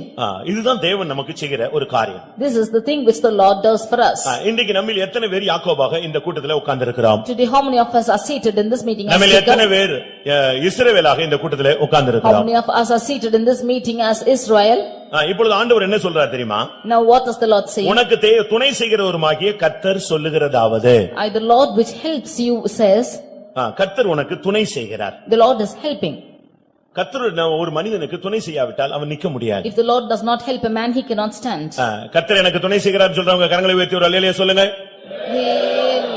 ஒரு ஆவிக்குரிய மனுஷனுக்கு தேவன் துணை செய்கிறார். For a spiritual man of God, the Lord is helping. 1 Samuel 14 நான் பார்க்கும் பொழுது, when we read in 1 Samuel chapter 14, 45 ஜனங்கள் சொன்னாங்க, யோனத்தானோடு கர்த்தர் கூட இருந்து நமக்கு துணை செய்தார். Verse 45, the people are saying that the Lord was with Jonathan and he is helping us. தேவன் நமக்கு துணை செய்தார். The Lord is helping us. ஒரு பெரிய யுத்தகளத்துல நிக்கும் பொழுது, When they are standing in a great battle, யுத்தத்துல தோல்வி என்பது தீர்மானிக்கப்பட்ட பின்பு when there was a defeat which was proclaimed, கர்த்தர் அந்த இடத்துல துணை செய்து அவர்களை ஜெயிக்க வைத்தார். the Lord is helping them and is wrought a great salvation. தேவன் நமக்கு துணை செய்தால் எந்த ஒரு வல்லமையும் அதை தடுக்க முடியாது. If the Lord should be helping us, there should no power taking it. 1 நாளாகமம் 12ஆம் அதிகாரம் 18ஆம் வசனத்தை பார்க்கும் பொழுது, First Chronicles chapter 12 verse 18. தாவீதுக்கு கர்த்தர் துணை செய்தார். We see that God helped David. தேவனுடைய பிள்ளைகள் யாரெல்லாம் இருக்கிறாங்களோ அவர்களுக்கு அவர் துணை செய்கிறவராக இருக்கிறார். Whoever is the children of God, the Lord is helping them. பிரியமானவர்களே, நமக்கும் கூட அவர் உதவி செய்ய வல்லவர். Dear beloved, the Lord is able to help us also. உங்களில் எந்தெந்த காரியங்களுக்கு கர்த்தர் துணை செய்யணும்னு நீங்க காத்திருக்கீங்க? In what things do you expect the Lord to help you? அவர் ஒரு மனிதனுக்கு துணை செய்கிற ஒரு நல்ல ஒரு ஏற்ற துணையாக இருக்கிறார். He is a helper to a good help to the man. புருஷனுக்கு மனைவி ஒரு ஏற்ற துணை. The wife is a good mate to the husband. அதே வசனத்தை அப்படி திருப்பணும். மனைவிக்கு புருஷன் ஒரு ஏற்ற துணை. And wife and husband is also a helpmate to the wife. எத்தனை பேருக்கு அப்படி ஒரு லைஃப் அமைஞ்சிருக்குன்னு சொல்லுங்க பாப்போம். How many of your life is based on this aspect? என் புருஷன் எனக்கு ஏற்ற துணைன்னு எத்தனை மனைவிகள் சொல்லுவாங்க? How many of the wives can say that my husband is a helpmate to me? எத்தனை புருஷர்கள் எனக்கு கிடைச்ச மனைவி ஏற்ற துணை, made for each other அப்படினு சொல்ல முடியும்? How many husbands can say that my wife is a good helpmeet and we are made for each other? அப்படி எத்தனை புருஷர்கள் சொல்ல முடியும்? கல்யாணத்தன்னைக்கு சொல்லுவாங்க. On the wedding day they will say like this. வரவங்க எல்லாம் சொல்லுவாங்க ஒரே மாதிரி இருந்தா பரவாயில்லை, கர்த்தர் தான் ஏற்படுத்தி வச்சிருக்கார். All those invitees will say, if they are like that the God has ordained them. ஆதாமுக்கு ஏற்ற துணைன்னு சொன்ன உடனே இவங்க எல்லாரும் அந்த ஒரு வசனத்தை படிச்சுக்கிட்டாங்க. ஏவாளுக்கு ஏற்ற துணைன்னு ஆதாம சொல்ல முடியல. When it was a helpmeet to Adam, they all caught with that verse and it was not told that Eve was a helpmeet to Adam. ஒரு சிலருக்கு இந்த ஏற்ற துணையோடு இணைந்து செயல்பட அவங்களுக்கு முடியல. Some of them are not able to unitedly work with the helpmeets. கல்யாணம் கட்டினதுடைய பர்பஸே பாதி பேருக்கு தெரியாது. Half of them do not know the purpose for which they are wedded. அவங்க சொன்னாங்க கட்டினேன். They said and they got married. அவங்க காட்டுனாங்க, நான் சரின்னு சொன்னேன். They showed and I said okay. கட்டிக்கிறியான்னு கேட்டாங்க, சரின்னு சொன்னேன். They asked if I would accept to marry, I said okay. திருப்பியும் கட்டவிழ்க்க வகை தேடுகிறாய். Then why are you wanting to marry again? நல்ல ஏற்ற துணைகளாக இருக்க வேண்டும். You should be a helpmeet to each other. அது ஒரு நாள் அல்ல. It's not for one day. ஒரு மாசம் அல்ல. Not for 1 month. வாழ்வுல கடைசி நிமிடம் வரைக்கும் புருஷன் மனைவிக்கு ஏற்ற துணை, மனைவி புருஷனுக்கு ஏற்ற துணை. Until the last moment of life, the husband is a helpmeet to the wife and wife is a helpmeet to the husband. ஒண்டியா இருந்து விழுகிறவனுக்கு ஐயோ, ரெண்டு பேர் இருந்தால் உடனாளி தூக்கி விடுவானே. If one should be individual, if he should fall, woe unto him. If they are two together, then one will lift him up. அப்படிதான் Bible சொல்லுது. That is what the word of God says. ஒருவன் விழுந்தால், பிரசங்கி 4ஆம் அதிகாரத்துல பார்க்கும் பொழுது, When you read in Ecclesiastes chapter 4, ஒண்டியா இருப்பதிலும் இருவர் கூடி இருப்பது நல்லது. it is good for you to be two together than to be alone. 10ஆம் வசனத்துல ஒருவன் விழுந்தால் அவன் உடனாளி அவனை தூக்கி விடுவான். In verse 10 you see that when one should fall, they and the other will lift him up. ஒண்டியா இருந்து விழுகிறவனுக்கு ஐயோ, அவனை தூக்கி விட துணை இல்லையே. Woe to the one who is falling alone, because there is no one to lift him up. 12ஆம் வசனத்துல ஒருவனை யாதாம் ஒருவன் மேற்கொள்ள வந்தால் இருவரும் அவனுக்கு எதிர்த்து நிற்கலாம். Verse 12 we see that if one should come resisting him, then two of them can resist them. மனைவிக்கு விரோதமாக ஆவிகள், வியாதிகள், பலவீனங்கள், தோல்விகள் வரும் பொழுது புருஷன் போய் நின்னு ஜெபித்து பலவீனத்துல தாங்கி உதவி செய்யணும். அதுக்கு தான் புருஷன். When there are failures or weaknesses in the wife, then the husband should go and stand forward to help her. That is for why is the husband living. ஒரு சிலர் என்ன நினைக்கிறாங்கன்னா, மனைவிக்கு போய் ஹெல்ப் பண்ணிட்டா மத்தவங்க எல்லாம் நம்மள தப்பா விளங்கிடுவாங்கன்னு சொல்லிட்டு இவங்க சாகுற வரைக்கும் ஹெல்ப் பண்ண மாட்டாங்க. செத்து போன பிறகு உட்கார்ந்துட்டு இருப்பான் வேடிக்கை பார்த்துட்டு. Some of them think it's wrong, or others will take it wrong. They should go and help their wife. Until death they will not go help their wife, and after that they will sit and cry. குடும்பத்துல உதவி செய்யறதுல prestige பார்க்க கூடாது. You should not look to prestige in helping you in your family. நீ பக்கத்து வீட்ல போய் வேலை செஞ்சாதான் குற்றம். It's wrong for you to go and help in the neighbor's house. பக்கத்து வீட்ல போய் நீ பிளேட் கழுவுனாதான் பாவம். If you go and wash the plate in the neighbor's house, it's wrong. பக்கத்து வீட்டுக்காரங்கள வண்டியில ஏத்திட்டு போனாதான் தப்பு. If you should take the neighbor on your vehicle, it's wrong. ஓ மனைவியை கூட்டி போறதுல தவறு கிடையாது. There's no wrong in you taking your wife. ஓ வீட்டை நீ சுத்தம் பண்றதுல பாவம் கிடையாது. There's no sin in you cleaning your house. இதுல எல்லாம் நீங்க வந்து பிரஸ்டீஜ் பண்ணி வாழ்க்கையவே நீங்க கேள்விக்குறியாக நிப்பாட்டி விட கூடாது. You should not look into prestige in these things and make your life a question. ஆனா கர்த்தர் உத்தமனுக்கு கர்த்தர் துணையா இருக்கிறார். But unto the upright the Lord is a இந்த helper. மார்க்கத்துல வந்த பிறகு நீ உத்தமனாய் மாறிப்பாரு, கர்த்தர் உனக்கு நிச்சயமா எந்த சூழ்நிலையிலும் துணையாய் நிற்பார். If you are upright in this religion at any situation, the Lord will be your helper. 2 தீமோத்தேயு 4 அதிகாரம் 17 வசனத்துல பவுல் சொல்லுகிறார், என்னுடைய ஊழியத்தை நிறைவேற்ற கர்த்தர் எனக்கு ஒரு துணை செய்தார். 2 Timothy 4:17, St. Paul says that Lord helped me that I might fulfill my ministry. நான் எனக்கு கூட ஒருவனும் நிக்கவில்லை. There was none standing on my side. எல்லாரும் என்னை கைவிட்டு விட்டார்கள். All of them forsook me. ஆனால் கர்த்தரோ எனக்கு துணையாக நின்று என்னால் ஊழியம் நிறைவேற கர்த்தர் எனக்கு உதவி செய்தார். But the Lord stood with me and he helped me to fulfill my ministry. சிங்கத்தின் வாயிலிருந்து நான் ரட்சிக்கப்பட்டேன். I was delivered out of the mouth of lion. காரணம் கர்த்தர் எனக்கு துணை செய்தார். The reason is the Lord was with me. கர்த்தருடைய பரிசுத்த நாமத்துக்கு மகிமை உண்டாவதாக. Glory be to the holy name of the Lord. இங்கே அடுத்து அவர் பேசுகிறார், முதலாவது யாக்கோபு என்று சொன்ன தேவன், இரண்டாவது இஸ்ரவேல் என்று அழைத்த தேவன், மூன்றாவது நான் தெரிந்து கொண்ட யெஷூரனே என்று பேசுகிறார். Firstly, the Lord says, called him as Jacob. Secondly, he called him as Israel. Thirdly, he calls him as Jeshurun. யார் இந்த புது ஆளு? Who is this new person? யார் இந்த Jeshurun? Who is this Jeshurun? இந்த யாக்கோபு தாங்க தேர்ட் ஸ்டேஜ்ல யெஷூரனாய் form ஆகுறார். It is this Jacob who is changed as Jeshurun in the third stage. First stage யாக்கோபு. First stage he was Jacob. இரண்டாவது தேவன் அவனோடு இடைப்பட்டு அவனுடைய வாழ்வை மாற்றுகிற இடம் இஸ்ரவேல். Secondly, God is intervening with him and changing him as Israel. இப்பொழுது அவனுடைய வாழ்க்கை பூரணத்தை நோக்கி போகும் பொழுது அவன் யெஷூரனாக உருவாக்கப்பட்டான். Thirdly, when his life is going on into perfection, he is formed as Jeshurun. இப்பொழுது அவனுடைய பெயர் Jeshurun. Now his name is Jeshurun. முதலாவது அவனை யாக்கோபாய் கண்ட தேவன், இரண்டாவது அவனை இஸ்ரவேலாய் அழைத்த தேவன், மூன்றாவது அவனை யெஷூரனாய் உருவாக்கி நிறுத்தினார். The Lord who called him saw first as Jacob, secondly one who chose him as Israel, now he is forming him as Jeshurun. நான் திரும்பவும் சொல்லுகிறேன். I again repeat. ரட்சிக்கப்படுவதற்கு முன்பாக நாம் யாக்கோபு. Before we are saved, we are Jacob. ரட்சிக்கப்பட்ட பின்பு நாம் இஸ்ரவேலர். After being saved, we are Israel. அடுத்து நம்முடைய பூரணத்தை நாம் சந்திக்கும் பொழுது யெஷூரனாய் மாறுகிறோம். Nextly, when we go on to our perfection, we become as Jeshurun. Jeshurun என்று சொன்னால் கடவுளின் நீதிமான் என்று அர்த்தம். Jeshurun means the righteous of the Lord. ஒரு மனிதன் ரட்சிக்கப்பட்டால் மட்டும் போதாது, அவன் தேவனுடைய நீதிமானாய் மாற வேண்டியது அவசியம். Not sufficient a man is saved, he should become the righteous of the Lord. இன்னொரு மொழிபெயர்ப்பில் அவனுடைய பெயருக்கு அர்த்தம் இன்பமானவன். In another translation, he is pleasant. உத்தமமானவன். He is upright. செழிப்புள்ளவன். He is pleasant. வாழ்ந்து சுகித்தவன். He is the one who has lived and he is attained. பாருங்க அவனுடைய பெயருக்கு எவ்வளவு ஒரு மகிமையான விளக்கங்கள் சொல்லப்பட்டிருக்கிறது. See what glorious explanations are given to his name. நீங்கள் ரட்சிக்கப்பட்டால் மட்டும் போதாது, சபைக்குள்ள வந்து ஒரு ஜெபவீரனாய் மாத்திரம் மாறினால் போதாது, வாழ்க்கையில தனிப்பட்ட விதத்துல கடவுளுடைய நீதிமானாய் மாற வேண்டும். Not sufficient, you are saved and you become a prayer warrior. In your life, you should become a righteous person. இதுதான் சபைக்குள்ள வருகிறதுல தேவனுடைய திட்டம். This is the plan of the people of God coming into the church. ஒரு செடி நடப்படுகிறது, வளர்ச்சி அடைகிறது முக்கியமல்ல. Not sufficient, a plant is being planted and it's growing. அது பூத்து காய்க்கிறது முக்கியமல்ல. Not sufficient that it is bringing forth நல்ல கனிகளாக மாறுகிறதாம் முக்கியம். It's needful for it to bear forth fruits. ஏசாயா தீர்க்கதரிசன புத்தகத்துல ஒரு திராட்சை தோட்டம் நேசருக்கு இருந்தது, அதுக்காக எல்லாவற்றையும் செய்தார். நல்ல திராட்சை செடிகளை நட்டினார், வேலி அடைத்தார், நீர் பாய்ச்சினார், அதற்காக நல்ல கனி கொடுக்கும் என்று காத்திருந்தார். ஆனால் அதுவோ கசப்பான பழங்களை தந்தது என்ன? But we see in Isaiah that he says that he has planted a good vine and he chose the choicest vine and built in the towers and made vineyards and he looked forward with it but it brought forth wild grapes. ஒரு சிலர் யெஷூரனை யாரோ ஒருத்தன் போல் இருக்குன்னு நினைக்கிறாங்க. Some of them think that Jeshurun is somebody else. இது யாக்கோபுடைய கவிதை நடை பெயர். அதாவது அவனை குறித்து ஒரு பாடல் பாடும் பொழுது அவனை வேதம் சொல்லுகிறது யெஷூரனே என்று அழைக்கிறது. This is the poetical name of Jacob.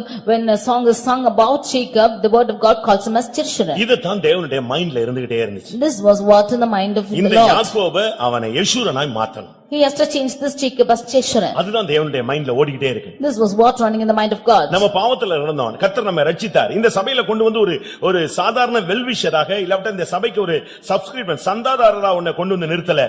இந்த சபையில நீ ஒரு சீயோனாய் எருசலேமாய் மாறணும். அதுதான் தேவனுடைய திட்டம். We were fallen in sin, but the Lord saved us, and we should not be as a well-wishers or subscribers of this church, but we should be formed as Zion and Jerusalem of this church. சரி நீ கல்யாணம் கட்டிட்டியா உனக்கு அந்த சீயோனின் தரிசனம் போயிடுச்சா உன் பிள்ளை சீயோனா மாறணும். Right, you are wedded and you have lost the vision of Zion, but your children should be turned as Zion. சரி உன் பிள்ளையும் தடுமாறிட்டானா அவன் எருசலேமாவது மாறட்டும். If your child has stumbled, at least he should live as Jerusalem. சரி அவன் பிள்ளையாவது சீயோனா உருவாகட்டும். At least his children should be turned as Zion.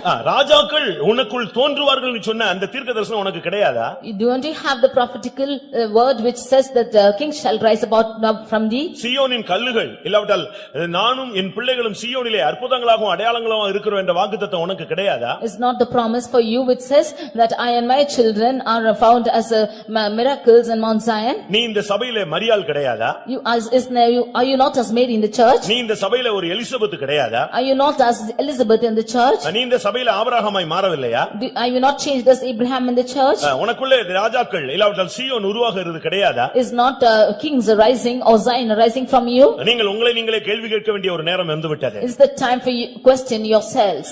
நான் தெரிந்து கொண்ட யெஷூரனே பயப்படாதே. My Jeshurun whom I have chosen, do not fear. இதுல மறைந்திருக்கிற சத்தியம் என்னன்னா நீ யெஷூரனாய் மாறினா உனக்கு கர்த்தர் ஆறுகளை வறண்ட நிலங்களிலே ஆறுகளை ஓட வைப்பார். The hidden truth in this is if you are changed as Jeshurun, then the Lord will cause the rivers to flow in the wild யெஷூரனே places. பயப்படாதே வறண்ட நிலத்தின் மேல் ஆறுகளை ஊற்றுவேன்.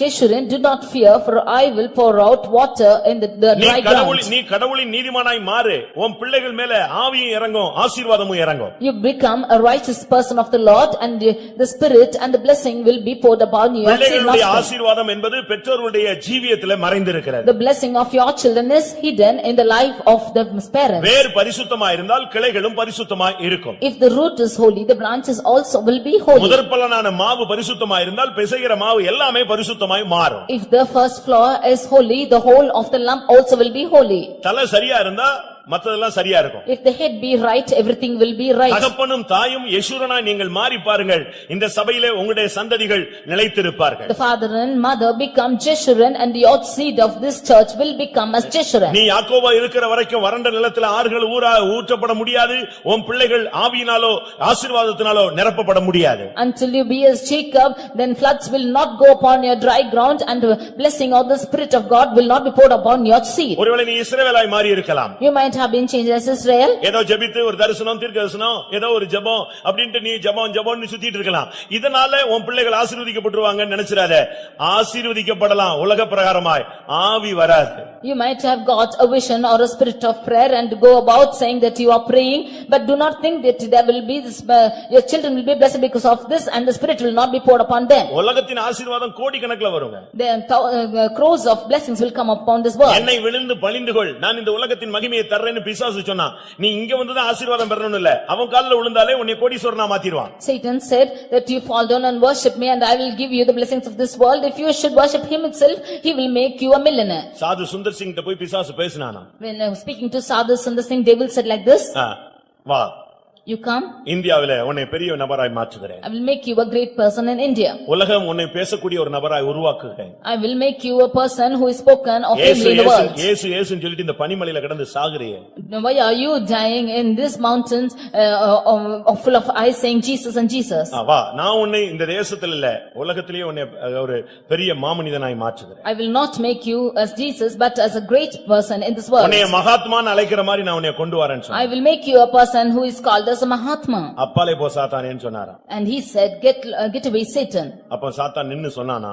And Satan standing said, உனக்கு ஒரு சான்ஸ் கொடுத்தேன். I gave you a chance. நீ அதை பயன்படுத்தல. You made no use of it. நீ பாரு உன் கண்ணுக்கு முன்னாலே காந்தின்னு ஒரு ஆளை கொண்டு வரேன் பாருங்க. In front of your eyes you see that I will bring a person called Gandhi. காந்தின்னு ஒரு ஆளை கொண்டு வரேன். இந்தியாவுலயும் அவன் ஃபேமஸ் ஆவான், வேர்ல்ட் லெவல்லயும் அவன் ஃபேமஸ் ஆவான். I will bring a person called Gandhi. He will become famous in India and in the world. நீ அந்த வாய்ப்பை தவற விட்டுட்டு போய்டானோ.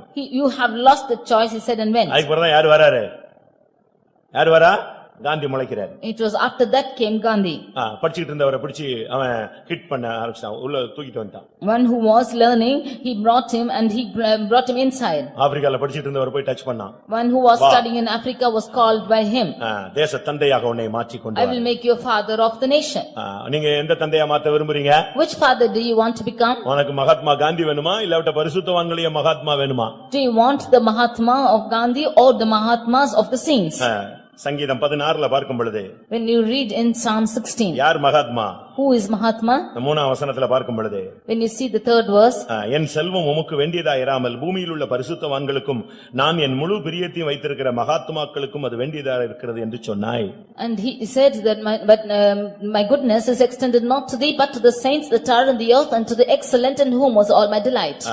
அங்க பரிசுத்தவான்கள் தான் மகாத்மாக்கள்னு அழைக்கப்படுகிறார். It is the saints who are called as Mahatmas. இஸ்ரவேலை கர்த்தர் ஆசீர்வதிக்கிறார். The Lord is blessing Israel. அவனுக்கு பகையெல்லாம் நீங்கி போனது. All the enmity in him has gone. வசதி கூடி போனது. And his facilities increased. ஆனால் இவனுடைய சந்ததி ஒண்ணில்லாம போய்க்கொண்டே இருந்தது. But his seed is becoming nothing. பிள்ளைங்க எல்லாம் சண்டையை போட்டுக்கிட்டாங்க. Children are quarreling with each other. ஒருத்தனை வித்துட்டான். And one is selling one another. ஒருத்தனை தூக்கி குழியில போட்டான். One is putting another one in the pit. ஒருத்தனை கொன்னுறலாம்ங்கறான். One is saying we'll kill him. லேவியும் சிமியோனும் பட்டயத்தை தூக்கிட்டு வெட்டறான். Levi and Simeon are taking their sword and cutting. தீனால் ஊர் சுத்தி பேரை கெடுத்து வாழ்க்கையை கெடுத்துட்டு வந்துட்டான். Diana is roaming about and spoiling her name and her life. இதெல்லாம் இஸ்ரவேலா மாறின பிறகு நடந்த சம்பவங்கள். These are the experiences which take place after he became Israel. இந்த மனிதனை கர்த்தர் யெஷூரனாய் மாற்றுவார். But it is this person the Lord is changing as Jeshurun. நீ இந்த சபைக்குள்ள வந்துட்டு சும்மா ஏதோ பேருக்கு போராடி ஜெபித்து கொஞ்சம் பேருக்கு ஒரு பப்ளிசிட்டி ஆயிட்டு சுத்திக்கிட்டு இருந்து ஒரு பிரயோஜனம் இல்ல. இதனால உன் பிள்ளைகளுடைய வாழ்க்கையில மாற்றம் கிடையாது. நீ யெஷூரனாய் மாறினால் உன் சந்ததி ஆவிக்குரிய சந்ததியாய் உருவெடுக்கும். After coming into this church, you praying and you doing some things and roaming about, it does not bring any blessing upon your children. If you become as Jeshurun, only then your inheritance will be தேவன் உன் blessed. வாழ்வை இன்பமாய் மாற்ற வாஞ்சிக்கிறார். The Lord wants to change your life as pleasant. தேவனுடைய நீதிமானாய் உன்னை மாற்ற The வாஞ்சிக்கிறார். Lord wants to change you as a righteous person. உன்னை உத்தமனாய் மாற்ற விரும்புகிறார். The Lord wants to change you as an upright. விசுவாசத்திலே உன்னை செழிப்புள்ளவனாய் மாற்ற The விரும்புகிறார். Lord wants to flourish you in your faith. உன் ஆத்துமா வாழ்கிறது போல நீ எல்லாவற்றிலும் வாழ்ந்து சுகித்து இருக்கும்படியாக அவர் The விரும்புகிறார். Lord delights you to replenish in your heart as your soul is. ஆனால் நீ யெஷூரனாய் மாற வேண்டும். But you should become as Jeshurun. யெஷூரனாய் இருந்தால் நீ தாகம் உள்ளவனாய் மாறும் பொழுது கர்த்தர் உனக்கு தண்ணீரை தருவார். When you become as Jeshurun, when you become thirsty, the Lord will give you water. அது என்ன தாகம்? What is that thirst? நீதியின் மேல் பசி தாகம் உண்டாகும். There will be thirst after righteousness. அடுத்து தேவன் மேலேயே உனக்கு தாகம் உண்டாகும். Nextly, you will be thirst after God itself. மத்தேயு 5:6 படி நீதியின் மேல் பசி தாகம் உள்ளவர்கள் பாக்கியவான்கள். Matthew 5:6 it is said, blessed are the ones who thirst after hunger and thirst after righteousness. They will be filled. சங்கீதம் 42:2 பார்க்கும் பொழுது Psalm 42:2, என் ஆத்துமா ஜீவனுள்ள தேவன் மேலேயே தாகமாய் இருக்கிறது. my soul is thirsting after the living God. இந்த உலக தாகங்கள் எல்லாம் போய் அதெல்லாம் மறந்து இந்த உலகத்தில் உள்ளதான ஆசாபாசங்கள் இது மேல உள்ளதான வாஞ்சை விருப்பம் எல்லாம் அப்படியே முற்றிலும் போய் இப்பொழுது நம்முடைய ஆத்மா யெஷூரனாய் மாறும் பொழுது நம்முடைய ஆத்மா தேவன் மேல தாகம் உள்ளதாய் மாறுகிறது. The thirst after this world is gone and the luxuries and the pleasantness of this world, desires of this world is gone and our soul is thirsting after the living God alone. அப்படி உன்னுடைய ஆத்மா தேவன் மேல தாகமாய் போகும் பொழுது உன்னுடைய வறண்ட நிலவரங்கள் எல்லாம் ஆறுகளாய் மாறுகிறது. Like this, when your life is becoming thirsty after God, then your dry land is becoming rivers. இவைகளுக்கு மத்தியில கர்த்தர் என்ன செய்யறார் தெரியுமா? In the midst of this, what does the Lord do? உன் சந்ததியின் மேல ஆவியை ஊற்றுகிறார். He is pouring spirit upon that seed. நம்முடைய பிள்ளைகள் ஒருவரும் அபிஷேகம் பெறாதவர்களாய் இருக்கவே கூடாது. Our children should none of them be without receiving the Holy Spirit. அதுக்காக நீ என்னனாலும் முயற்சி எடு. Whatever you effort you should take, you can take. தேவனுடைய சமூகத்துல அந்த பிள்ளைகளை வை. You keep these children in the presence of God. அந்த பிள்ளைகளுக்கு எப்படி ஆயனோ அபிஷேகம் பெற்றவர்களாய் அவங்க மாறணும். Somehow those children should be anointed. பரலோக வாசிகளாய் அவங்கள மாற்றுகிறதுல பேரண்ட்ஸ் நீங்க அதிகமா முயற்சி எடுக்கணும். Parents should take more effort in making them heirs of the kingdom of God. அதுக்காக அந்த பிள்ளைகளை உபவாசம் எடுக்க வைங்க. For that you make your children to fast. அவசியப்பட்ட நீங்களும் உபவாசம் போடுங்க. If it's needful, you to fast. அவசியப்பட்ட பிள்ளைகளை கூப்பிட்டு காத்திருப்புல வந்து முழங்கால் போட வைங்க. If it is needful, bring your children to the tarrying meeting and make them to kneel down. அபிஷேகம் இல்லாம உன் பிள்ளை பரலோகத்துக்கு போக முடியாது. Without anointing, your child cannot go to heaven. ஆவியினால் பிறவாவிட்டால் தேவனுடைய ராஜ்யத்துல பிரவேசிக்கவே மாட்டான். If you are not born of the Spirit, you shall not enter into the kingdom of God. நாம் இந்த நாட்கள்ல நல்ல உங்களுடைய சந்ததி ஆண்டவர் சொல்றாரு உன் சந்ததி மேல என் ஆவியை ஊற்றுவேன். The Lord says that I will pour my spirit upon your seed. உன் பிள்ளைகள் நசரேயர்களாய் மாறணும். Your children should become Nazarites. உன் பிள்ளைங்க எலியாவை போல மாறணும். Your children should become like உன் Elijah. பிள்ளைகள் எலிசாக்களை போல மாறணும். Your children should become like Elisha. உன் பிள்ளைகள் தெபோராளை போல மாறணும். Your children should become like உன் Deborah. பிள்ளைகள் பவுலை போல Your மாறணும். children should become like Paul. உங்கள் வாலிபரில் அநேகரை நான் நசரேயனாய எழும்ப பண்ணுவேன் கர்த்தர் வாக்கு பண்ணுகிறார். And the Lord promises that the youths will change and be as the Nazarites. உனக்கு ஒரே ஒரு பிள்ளை தான் இருக்கானா அவன் யோவான் ஸ்நானங்களை போல வரட்டும். If it is only one son, let us become like John the Baptist. இப்படி உங்களுடைய பிள்ளைகளை குறித்து உங்களுக்கு ஒரு தாகம் இருக்கணும். என் பிள்ளை சீயோனில வந்து நிக்கணும், அது என் கண்ணை எருசலேமில் இருந்து பார்க்கணும்னு நீ ஆசைப்படணும். Like this you should have a thirst concerning your children. My child should stand on Zion and my eyes should see from Jerusalem. தன்னுடைய பிள்ளை சிலுவையிலே தொங்குகிறதை மரியாள் பார்த்து அப்படியே வேதனைப்பட்டா. ஒரு பட்டயம் உன் ஆத்துமாவை ஊடுருவி போகும்னு பிறக்கிறதுக்கு முன்னாலே சொல்லப்பட்ட ஒரு வார்த்தை. Mary saw that her son is being crucified and her heart was grieved, and this was the prophetical word that the sword shall go in your heart was the prophetical word. அதே கண்கள் இன்றைக்கு பிதாவின் சந்நிதியிலே பிதாவுக்கு வலது பார்சத்திலே தன்னுடைய குமாரன் வீற்றிருப்பதை அவள் காண்கிறாள். That same eyes is seeing him seated with the Father on his throne. என் பிள்ளை சீயோன்ல நிக்கணும் ஆண்டவரே, நான் போய் அதை பார்க்கணும், எருசலேமில் இருந்து பார்க்கணும்னு சொல்லணும் நீ. My son, my child should go and stand on Zion. I should see him from Jerusalem. நீங்க உங்களில் எத்தனை பேர் அப்படிப்பட்ட ஒரு தரிசனத்தோடு இந்த மார்க்கத்துல பைபிளை தூக்கிட்டு வந்துகிட்டு இருக்கீங்க? How many of you with that vision had come into this religion? உன் சந்ததியின் மேல் என் ஆவியை ஊற்றுவேன். I will pour my spirit upon thy seed. சும்மா அந்நிய பாஷை அல்ல. Not just tongues. ஒரு விண்ணப்பத்தின் ஆவி. But the spirit of supplication. ஒரு கிருபையின் ஆவி. But the spirit of grace. ஒரு பயமுள்ள ஆவி அல்ல, தெளிந்த புத்தியுள்ள பலமும் அன்பும் உள்ள ஒரு ஆவி. It's not the spirit of fear, but the spirit which is clear understanding and சத்திய ஆவி வந்து அந்த பிள்ளைகள் சகல சத்தியத்துக்குள்ள நடத்தப்படுகிற தன்மை. When the spirit of truth comes, this leading this children in all the truth. ஞானம், அறிவு, கர்த்தருக்கு பயப்படுகிற பயம்.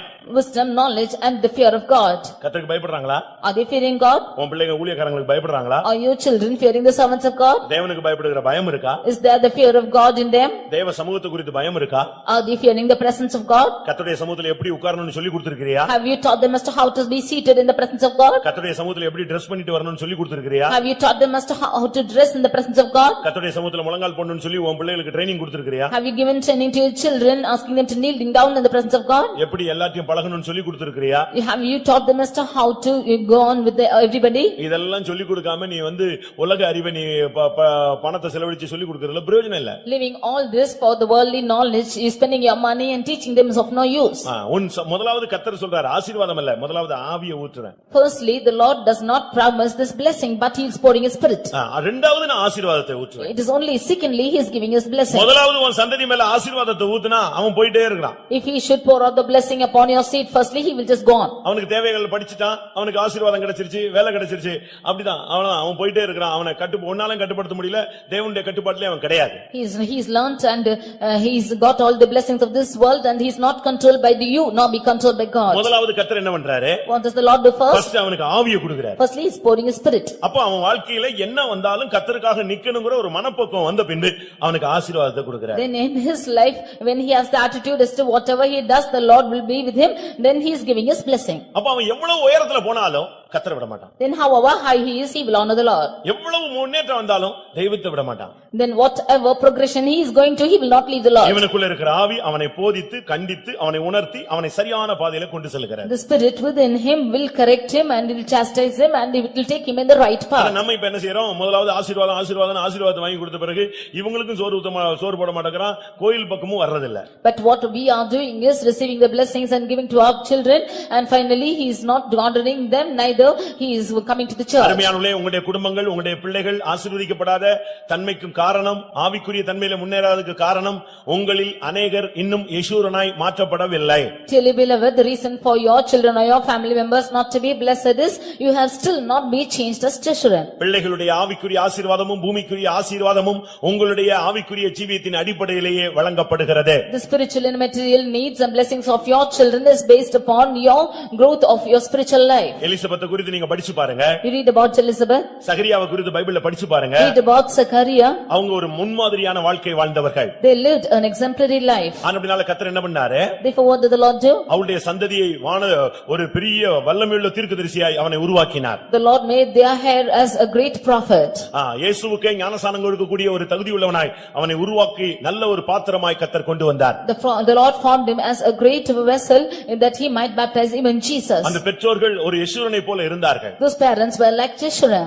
பிள்ளைகள் வல்லமையுள்ள தீர்க்கதரிசிகளாய் உருவானார்கள். The children were formed as a powerful prophets. பிலிப்பு ஒரு நல்ல ஒரு தேவனுடைய மனிதன். Philip was a good man of God. அவனுக்கு 4 பெண் பிள்ளைகள். He had 4 female children. ஒரு வீட்ல ஒரு பொன் பிள்ளையை வச்சுக்கிட்டு கஷ்டப்படுறவங்க எத்தனை பேர் இருக்காங்க? There are so many who are suffering with one female child. அதே வீட்ல 2 பிள்ளைங்க இருந்தா அவ்வளவுதான் தொலைஞ்சான் அவன். If there are 2 girls, then he is gone. இன்னும் 3 பொம்பளை பிள்ளைங்க ஒரு வீட்ல இருந்தா என்ன ஆகுறது? And yet for 3 of them, what will happen in the family? ஆனா பிலிப்புவின் வீட்ல 4 பெண் பிள்ளைகள். But in the house of Philip were 4 female children. 4 பிள்ளைகளும் கன்னியாஸ்திரிகள்.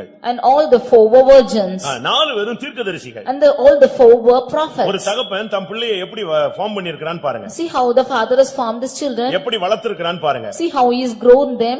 அவனுடைய மைண்ட்ல அந்த பிள்ளைகளை குறித்து எப்படிப்பட்ட ஒரு தரிசனம் இருந்ததுன்னு பாருங்க. See what kind of vision he had about the children in his mind. அப்போஸ்தலர் 21ஆம் அதிகாரம் 9ஆம் வசனத்தை பார்க்கும் பொழுது Acts chapter 21 verse 9. தீர்க்கதரிசனம் சொல்லுகிற கன்னியாஸ்திரிகளாகிய 4 குமாரத்திகள் அவனுக்கு இருந்தார்கள். He had 4 young daughters who were virgins who did prophesy. 4 பிள்ளைகளும் கர்த்தர் சொல்றாருன்னு சொல்லிட்டு பட்டு வசனம் கர்த்தருடைய வார்த்தைகள் வெளியே வரும். And all the 4 daughters said that the Lord spoke like this and the word of God will come ஒரு out. ஆவிக்குரிய வாழ்க்கை வாழ்ந்த ஒரு சந்ததியை அவன் வைத்திருந்தான். He had a generation who lived a spiritual life. உன் பிள்ளை ஜெபம் பண்றானா?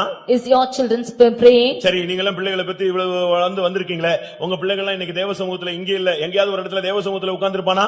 You have begotten your children and they will come here. Is your son seated in any of the seats in the church of God? இங்கேயோ எங்கேயோ ஏதோ ஒரு இடத்துல தேவ சமூகத்துல உட்கார்ந்திருக்கானா?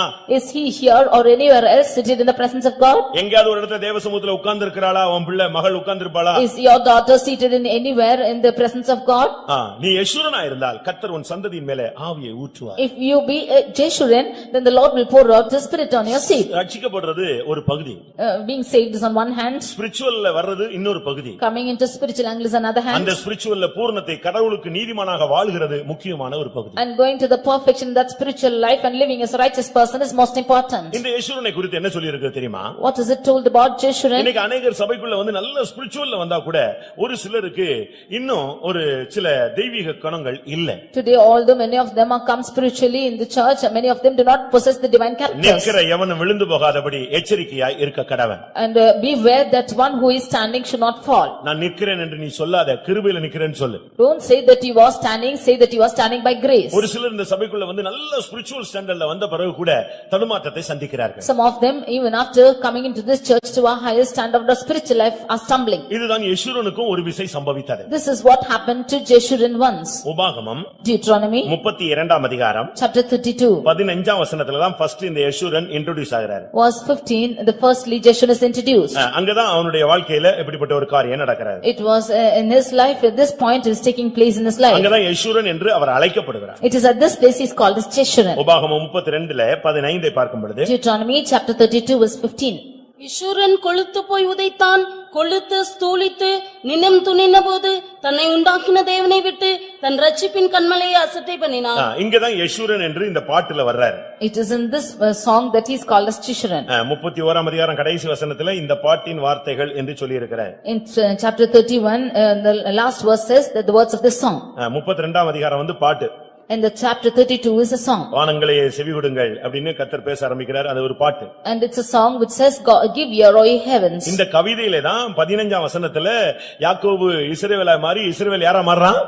யெஷூரன் என்று அழைக்கப்படுகிறான். It is in this poem that in the 15th verse that Jacob is turned as Israel and Israel is turned as நல்ல Jeshurun. Spiritual ஸ்டாண்டர்ட்ல வந்தவங்க கூட சில நேரங்களிலே மனுஷீகமாக மாம்சீகமாக மாறுறாங்க. Those of them who have come to this spiritual good standard itself are changed as carnal people or fleshly அதுக்கு people. புதிய ஏற்பாட்டுல ஒரு மாடல் வந்து கலாத்தியர் சபை. And the example of the New Testament is Galatian church. அந்த சபையை குறித்து சொல்லி இருக்கிறது ஆவியிலே ஆரம்பம் பண்ணின சபை. And of that church it is said that they have begun in the spirit. ஆவியிலே ஆரம்பம் பண்ணின நீங்கள் மாம்சத்திலே முடிய பார்க்கிறீர்களோ? You who have begun in the spirit, are you wanting to end in the flesh? முன்னே நீங்கள் கொண்டிருந்த ஆனந்த பாக்கியம் எங்கே? Where is the pleasantness which you had in the beginning? ஆரம்பத்துல இந்த கலாத்தியர் சபை ஒரு பெரிய தெய்வீகமான ஒரு சபை. When in the beginning this Galatian church was a good church. ஊழியக்காரங்கன்னா கடவுள் மாதிரி அவங்களுக்கு. When it is the servants of God, it will look as God to them. அப்படியே உயிரை விட்டுருவாங்க. They will give their own lives. ஆனா இப்போ அப்படிலாம் கிடையாது. But now it's not so. கலாத்தியர் 4ஆம் அதிகாரத்தை நீங்க பாத்தீங்கன்னா When you read in Galatians chapter 4, அங்கே சொல்லி சொல்லி இருக்கிறது. It is said like this. 15ஆம் வசனத்திலே நீங்கள் கொண்டிருந்த ஆனந்த பாக்கியம் எங்கே? Verse 15 it is said, where is then the blessedness ye speak of? உங்கள் கண்களை பிடுங்கி எனக்கு கொடுக்க கூடுமானால் அப்படியும் செய்திருப்பீர்கள். You would have plucked out your own eyes and have given to me. 14ஆம் வசனத்திலே In verse 16, என் சரீரத்திலே உண்டாயிருக்கிற சோதனையை நீங்கள் அசட்டை பண்ணாமல் அரோசியாமல் என்னை தேவதூதனைப் போல என் கிறிஸ்து இயேசுவைப் போல என்னை ஏற்றுக்கொண்டீர்கள். in verse 14 it is said, my temptation that was on my flesh despised not, nor rejected, but received me as an angel of God, even as கலாத்தியர் சபை Jesus. ஆரம்ப காலங்களிலே ஊழியக்காரங்களை எந்த அளவுல கண்ணோக்கி பார்த்தது என்று பாருங்கள். You see how the Galatian church looked at the servants of God. தேவதூதனைப் போல கிறிஸ்து இயேசுவைப் போல ஊழியக்காரங்களை பவுல பார்த்தாங்க. They beheld Paul or the servant of God as an angel of God, as Christ Jesus. ஆனா இப்ப என்ன செஞ்சிட்டான்? ஒருத்தனை அடிச்சிட்டாங்க. But now what is happening is they are beating against each ஒருவரை other. ஒருவர் கடித்து பட்சித்தீர்களானால் அழிவீர்கள் சாவீர்கள் என்று இப்ப வார்த்தை வருகிறது. The word of God says that if you should bite against one another in your flesh, then ye shall die. 5ஆம் அதிகாரம் 7ஆம் வசனத்துல பார்க்கும் பொழுது In verse chapter 5 verse 7 you நீங்கள் see, நன்றாய் ஓடினீர்களே. ye did run well. இப்போ உங்களுக்கு என்ன நடந்தது? But now what happened to you? அப்ப இதிலிருந்து என்ன விளங்கிக் கொள்கிறோம்? But what do we understand from this? யேசுவனாய் மாறினவர்கள் கூட இன்னைக்கு अनेகர் தடுமாறுகிறார்கள். Even those of them who have become as children, many of them are stumbling. அதுக்கு காரணம் என்ன தெரியுமா? The reason for this is, கொழுப்புன்னு சொல்லிருக்கு. and it is said about fatness. அப்படிதான் Bible சொல்லுது. That is how the word of God says. யேசுரன் கொழுத்து போய் நினந்துள்ளி உதைத்தான். Jeshurun waxed fat and grown thick and he is kicking. இப்போ அவங்களுக்கு ஒரு சுய கௌரவம் வந்துருச்சு. Now he is having a self pride. நான் என்கிற ஒரு அகந்தை வந்துருச்சு. He is having a pride saying I.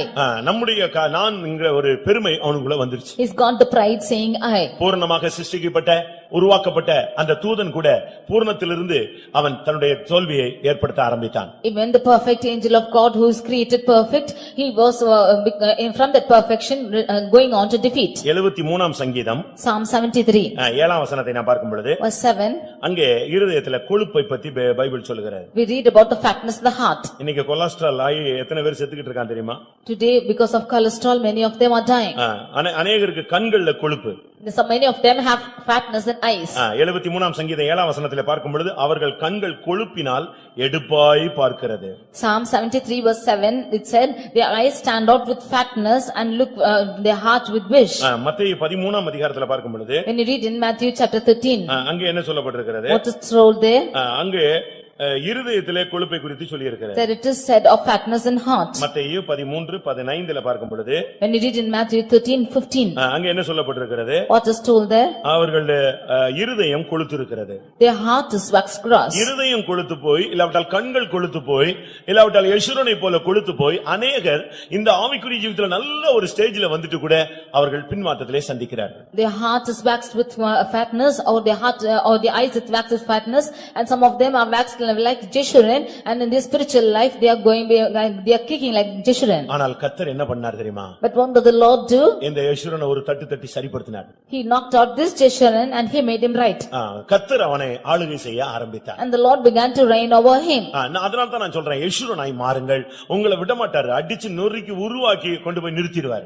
But you become like Jeshurun, the Lord will not leave you, he will chastise you, he will rebuke you and will make you stand. உபாகமம் 33 நான் பார்க்கும் பொழுது When you read in Deuteronomy chapter 33, உபாகமம் 33:5 இந்த யெஷுரனை பத்தி வேதம் என்ன சொல்லுகிறது? reading in Deuteronomy chapter 33 verse 5, what is told about Jeshurun? உபாகமம் 33:5 நான் பார்க்கும் பொழுது Deuteronomy 33:5, அவர் யெஷுரனுக்கு ராஜாவாய் இருந்தார். he was a king in Jeshurun. உன் லைஃப்ல அவர்தான் ஆளுகை செய்கிறவராக இருக்க வேண்டும். In your life it is he who should reign on you. உன் பிள்ளைகள் வாழ்க்கை, உன் வாழ்க்கை, உன்னுடைய ஊழியம், உன்னுடைய ஜீவியம், உன்னுடைய தொழில், உன்னுடைய ஜெபம், உன்னுடைய விசுவாசம், உன்னுடைய போக்கு வரத்து, உன்னுடைய ஒவ்வொரு அசைவு, உன்னுடைய உட்கார்தல், உன்னுடைய எழுந்திருக்குதல் எல்லாவற்றுக்கும் அவர்தான் ஆளுகை ராஜாவாய். In your life, in your ministry, in your prayer, in your faith life, in all your life, in your going and in your coming, and he should reign as king.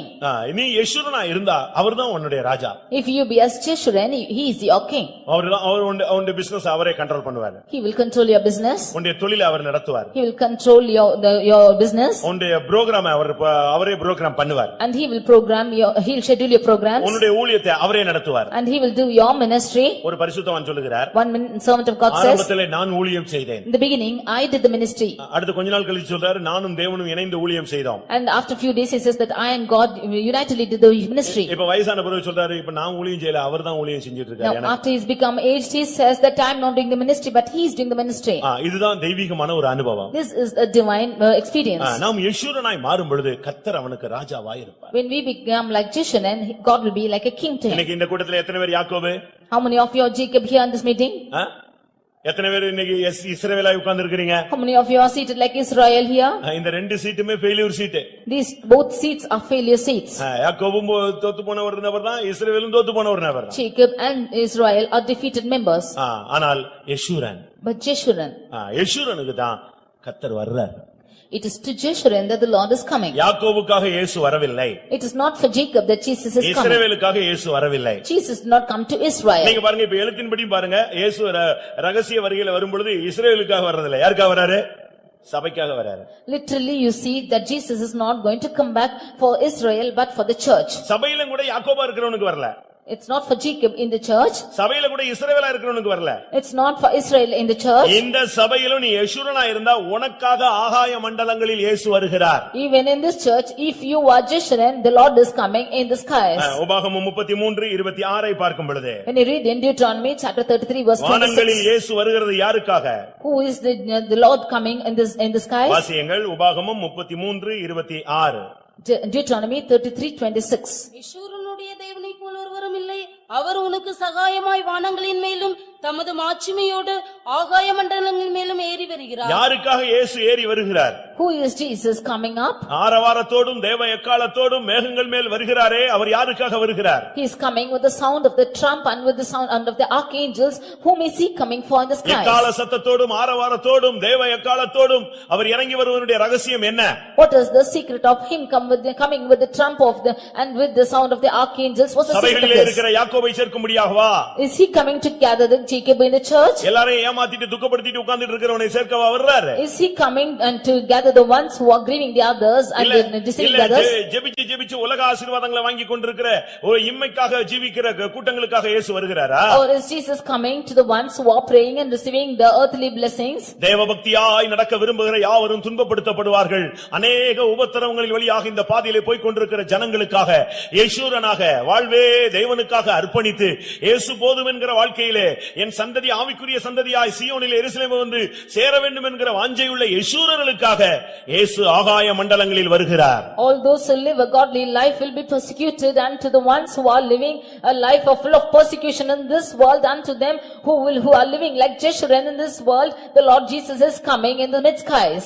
யெஷூரனுடைய தேவனை போல ஒருவரும் இல்லை. There is nobody else like the God of Jeshurun. பாருங்க இப்ப யாக்கோபு address கிடையாது. Now there is no address of Jacob. யாக்கோபு மரித்து விட்டான். And Jacob is dead. இஸ்ரவேல் அழிக்கப்பட்டு விட்டார். Israel is destroyed. இப்பொழுது யெஷூரனே நின்று கொண்டிருக்கிறார். Now it's Jeshurun who is standing.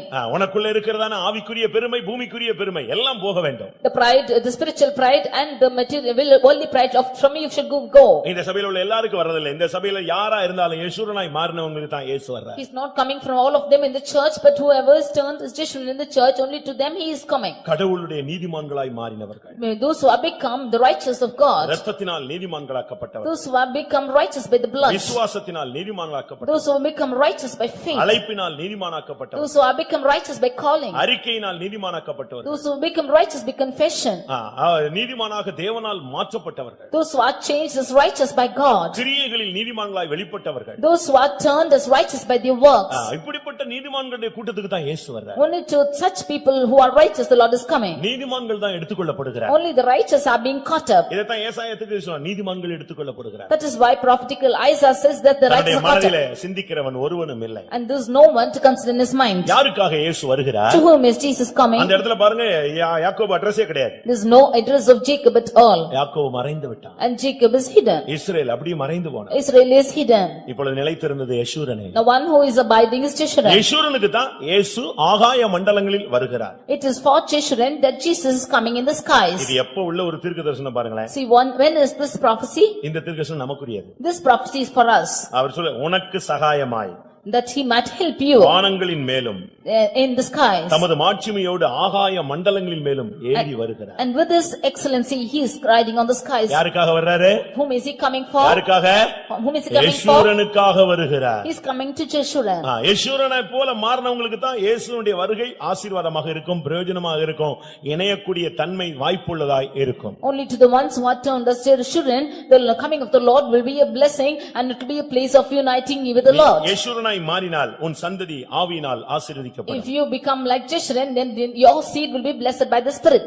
நீ யெஷூரனாய் மாறினால் உன் சந்ததி ஆசீர்வதிக்கப்படும். If you become like Jeshurun, your seed will be blessed. உங்களில் எத்தனை பேர் யெஷூரனாய் மாற விரும்புகிறீர்கள்? How many of you desire to be turned as Jeshurun? அப்படியானால் தேவனுடைய சமூகத்திலே கண்களை மூடுங்கள். If so, then close your eyes in the presence of the Lord. நன்றாக புரிந்து கொள்ளுங்கள், யாக்கோபுக்கோ இஸ்ரவேலுக்கோ இயேசு வருகிறதில்லை, யெஷூரனுக்கு மாத்திரமே இயேசு வருகிறார். Understand this, that Jesus is not coming for Jacob or Israel, he is coming only for Jeshurun. அவர் உன்னை உண்டாக்கினார். He is the one who has formed us. உன்னை உருவாக்கினார். He has created us. இன்றைக்கு நீ உனக்கு உதவி செய்கிறார், துணை நிற்கிறார். And today he is there to help you and is with you. நீ யாக்கோபா இருந்தாய். If you were Jacob, உன்னை இஸ்ரவேலாய் மாற்றினார். he changed you as Israel. இப்பொழுதோ கர்த்தர் உன்னை யெஷூரனாய் உருவாக்கி கொண்டிருக்கிறார். And now the Lord is forming you as Jeshurun. எத்தனை பேர் யெஷூரனாய் மாற How விரும்புகிறீர்கள்? many of you want to be changed as Jeshurun? நீ யெஷூரனாய் மாறும் பொழுது எக்கால சத்தம் உனக்கு கேட்கும், உனக்காகத்தான் அவர் ஆகாய மண்டலங்களில் வருகிறார். When you are changed as Jeshurun, it is for you that the Lord is coming in the skies and you will hear the trumpet sound. யெஷூரனாய் மாற விரும்புகிறவர்கள் கண்களை மூடி முழங்கால் படியிடுங்க. All those who want to become like Jeshurun,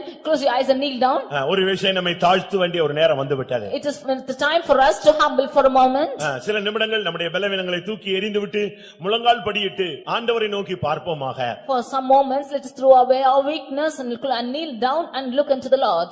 பயப்படாதே. Do not fear. யெஷூரனே நீ பயப்படாதே. O Jeshurun, do not fear. நான் உன்னை உண்டாக்கினேன். For I have formed உன்னை you. உருவாக்கினேன். I have created நான் you. உனக்கு துணை நிற்பேன். And I will be with you. நான் உனக்கு கடைசி வரை துணை செய்வேன். I will help you till the end. நீ யாக்கோபா இருந்தாய். You were Jacob. உன்னை இஸ்ரவேலாய் மாற்றினேன். I changed you as Israel. நிச்சயமாய் உன்னை யெஷூரனாய் மாற்றிக் கொண்டு இருக்கிறேன். And sure I am changing you as Jeshurun. உன் சந்ததி ஆசீர்வதிக்கப்படும். Your seed will be blessed. உன் சந்ததி அபிஷேகிக்கப்படும். Your seed will be anointed. உன்னுடைய வறண்ட நிலங்கள் தண்ணீர் தடாகமாய் மாறும். Your dry grounds will flood with water.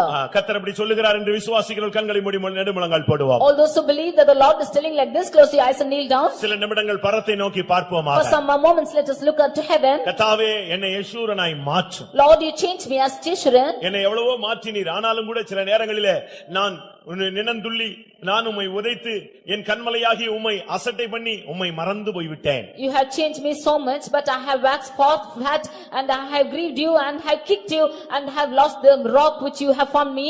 உன் கண்மலையாகிய தேவனை மறந்தாய் என்று குற்றம் சாட்டப்படுகிறான். And he is accused that he has forgotten the rock which is the Lord. எல்லாரும் கண்களை மூடுவோம்.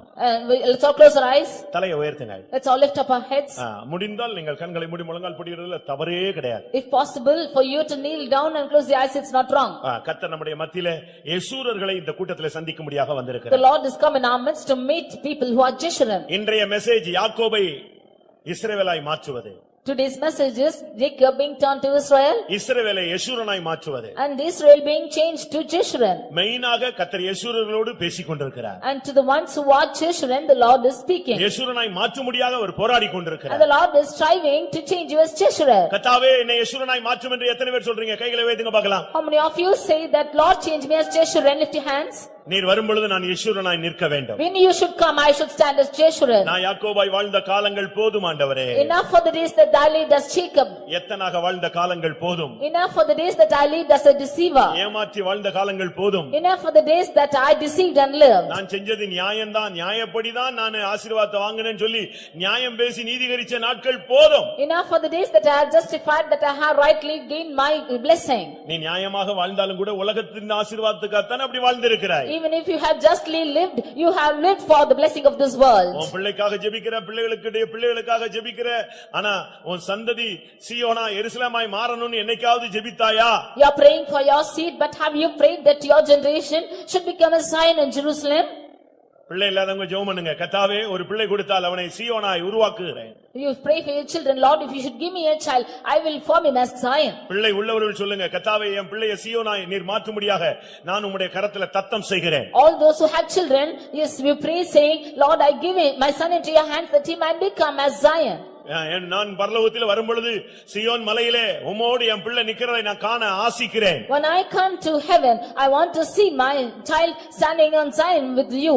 செபதேயு அந்த மனைவி சொன்னாள், என் 2 பிள்ளைகளும் சிங்காசனத்திலே ஒருவன் வலது பக்கத்திலும் ஒருவன் இடது பக்கத்திலும் இருந்தால் போதும், எனக்கு இந்த உலகத்திலே என் பிள்ளைகளால எனக்கு எந்த நன்மையும் வேண்டாம், சிங்காசனத்திலே என் பிள்ளைகள் வந்து சேர்ந்தால் போதும் என்று சொன்னாள். This wife of Zebedee said that my 2 sons, if they should stand one on the left and right on the throne of God, that is sufficient. I do not want anything else. எத்தனை பேர் உங்களுடைய பிள்ளைகள் ஆவிக்குரியவர்களாய் மாற வாஞ்சிக்கிறீர்கள்? How many of you desire your children to be spiritual? அப்ப நீ யேசுரனாய் மாறு. Then you become as Jeshurun. சகோதரனே சகோதரியே, நீ யேசுரனாய் மாறு. Brother sister, become as Jeshurun. நீ யேசுரனாய் மாறினால் If you become கர்த்தர் as உனக்கு Jeshurun, ராஜாவாய் இருப்பார். the Lord will be as king. அவர் உன்னை ஆளுகை செய்வார். He will reign over you. முழுவதும் அவர் பொறுப்பிலே இயங்கும். Everything will exist in his inheritance. யேசுரனுக்காக இயேசு வருகிறார். It is for Jeshurun that Jesus is coming. யேசுரனுக்காக இயேசு ஆகாய மண்டலங்களில் வானங்களில் வருகிறார். For Jeshurun, Jesus is coming in the skies.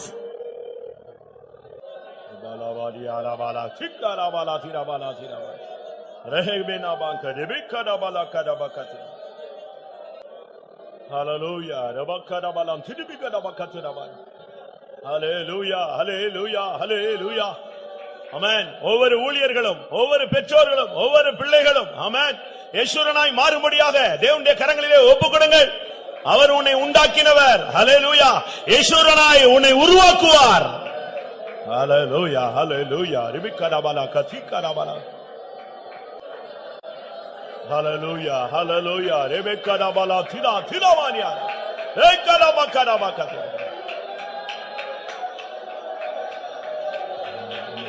Amen. ஆம்.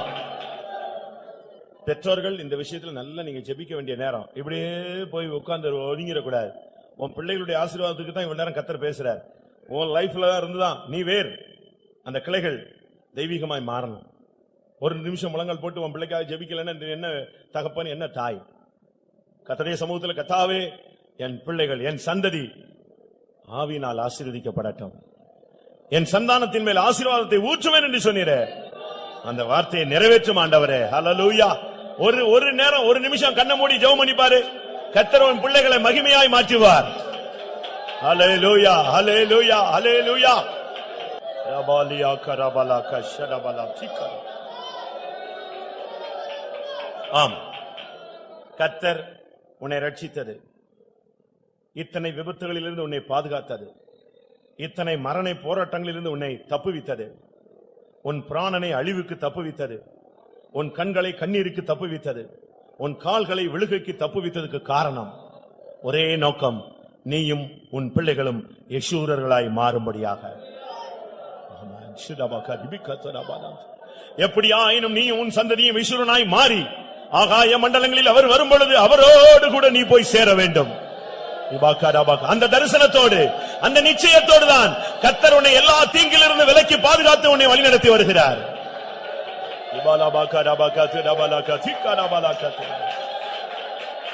ஆம், மெய்யாகவே இந்த தேவனுடைய வார்த்தையை கேட்ட பொழுது நானும் என் பிள்ளைகளும், ஏன் அதற்கு பிறகு உண்டாகிற சந்ததிகளும் யெஷூரர்களாய் மாற வேண்டும் என்கிற ஒரு தனியாத தாகம் எனக்குள் இருக்கிறதுன்னு சொல்றவங்க மட்டும் கை வைத்து.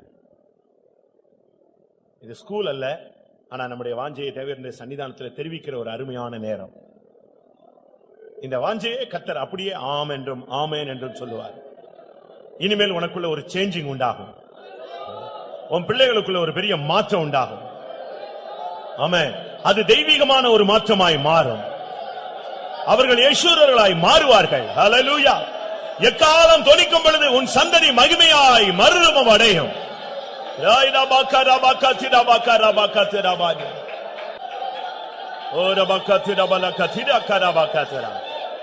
யெஷூரனே பயப்படாதே. ஹல்லேலூயா. கர்த்தர் உனக்கு துணை செய்வார். கர்த்தர் உன் சந்ததிக்கு உதவி செய்வார். உன் சந்ததி ஆவியினால் நிரப்பப்படும், உன் சந்தானம் ஆசீர்வாதத்தினால் நிரப்பப்படும். நீ பயப்படாதே. Hallelujah, hallelujah. ஆம், hallelujah. Praise the Lord, praise the Lord. Hallelujah. ரிக்கடாபாகதரா. ஆமென். பிரியமானவர்களே, இப்பொழுது ஒரு அபிஷேகத்தோடு நாம் கூட்டத்தை முடிக்க போகிறோம். அது என்ன அபிஷேகம் தெரியுமா? இந்த வசனத்தின்படி யெஷூரனாய் மாற்றக்கூடிய ஒரு சக்தி உனக்குள்ளே இறங்க போகிறது. ஆமா. யாக்கோபாய், ஒரு வல்லமை உன்னை மாற்றி உன் வாழ்க்கையை எத்தனாக ஏமாற்றுக்காரனாக வஞ்சிக்கிறவனாக ஒரு சாடிஸ்டாக உன்னை உருவாக்கி வைத்திருந்த வல்லமையை அழித்து ஒரு பெயர் கிறிஸ்தவனாக விசுவாசியாக ஒரு வாழ்க்கை வாழ்ந்து கொண்டிருந்த உன்னுடைய தன்மையை மாற்றக்கூடிய ஒரு சக்தி வருகிறது. இப்பொழுது வரக்கூடிய சக்தி யெஷூரனுடைய வல்லமை. ஹல்லேலூயா. எத்தனை பேருக்கு அந்த யெஷூரனாய் என்னை மாற்றும் என்கிற அந்த வல்லமை, ஒரு மனிதனை உருவாக்கக்கூடிய சக்தி எனக்குள் வர வேண்டும் என்று எத்தனை பேர் கேட்கிறீர்கள்? ஹல்லேலூயா. கர்த்தாவே, அந்த யெஷூரனுடைய வல்லமை எனக்குள் வரட்டும். திடாபாக்கா திடா திடா திடாபாலாக்கா திடாபானியா. ஹல்லேலூயா, ஹல்லேலூயா, ஹல்லேலூயா, ஹல்லேலூயா. ஆமென், ஹல்லேலூயா. ஆமென், ஆமென், ஆமென், ஆமென். திடாபாக்கா பாக்கா திடானியா. வாயை திறந்து ஒரு வார்த்தை சொல்லு. கர்த்தாவே, யெஷூரனாய் மாற்றக்கூடிய ஆவி அபிஷேகம் என்மேல் இறங்கட்டும். ஓராபாக்கா திடாபாலாக்கா திடாபாங் திடி கராப் திடானியா. ஹல்லேலூயா. திடி பிடாபாலாக்கா பாக்கா. ஆமென். இந்த ஒரு கூட்டம் யெஷூரனுக்காக இயேசு வரப்போகிறார். அப்பொழுது எக்காலம் தொனிக்கும். ஆமென். தேவ எக்காலத்தோடு ஆரவாரத்தோடு ஆர்ப்பரிப்போடு, ஹல்லேலூயா, பிரதான தூதனுடைய சத்தத்தோடு, ஆமென், யெஷூரனுக்காக இயேசு வருகிறார். ஹல்லேலூயா, ஹல்லேலூயா, ஹல்லேலூயா, ஹல்லேலூயா. ஆமென், ஆமென். திடபலக டபக திடபலக திடபானியா. ஹல்லேலூயா, ஹல்லேலூயா.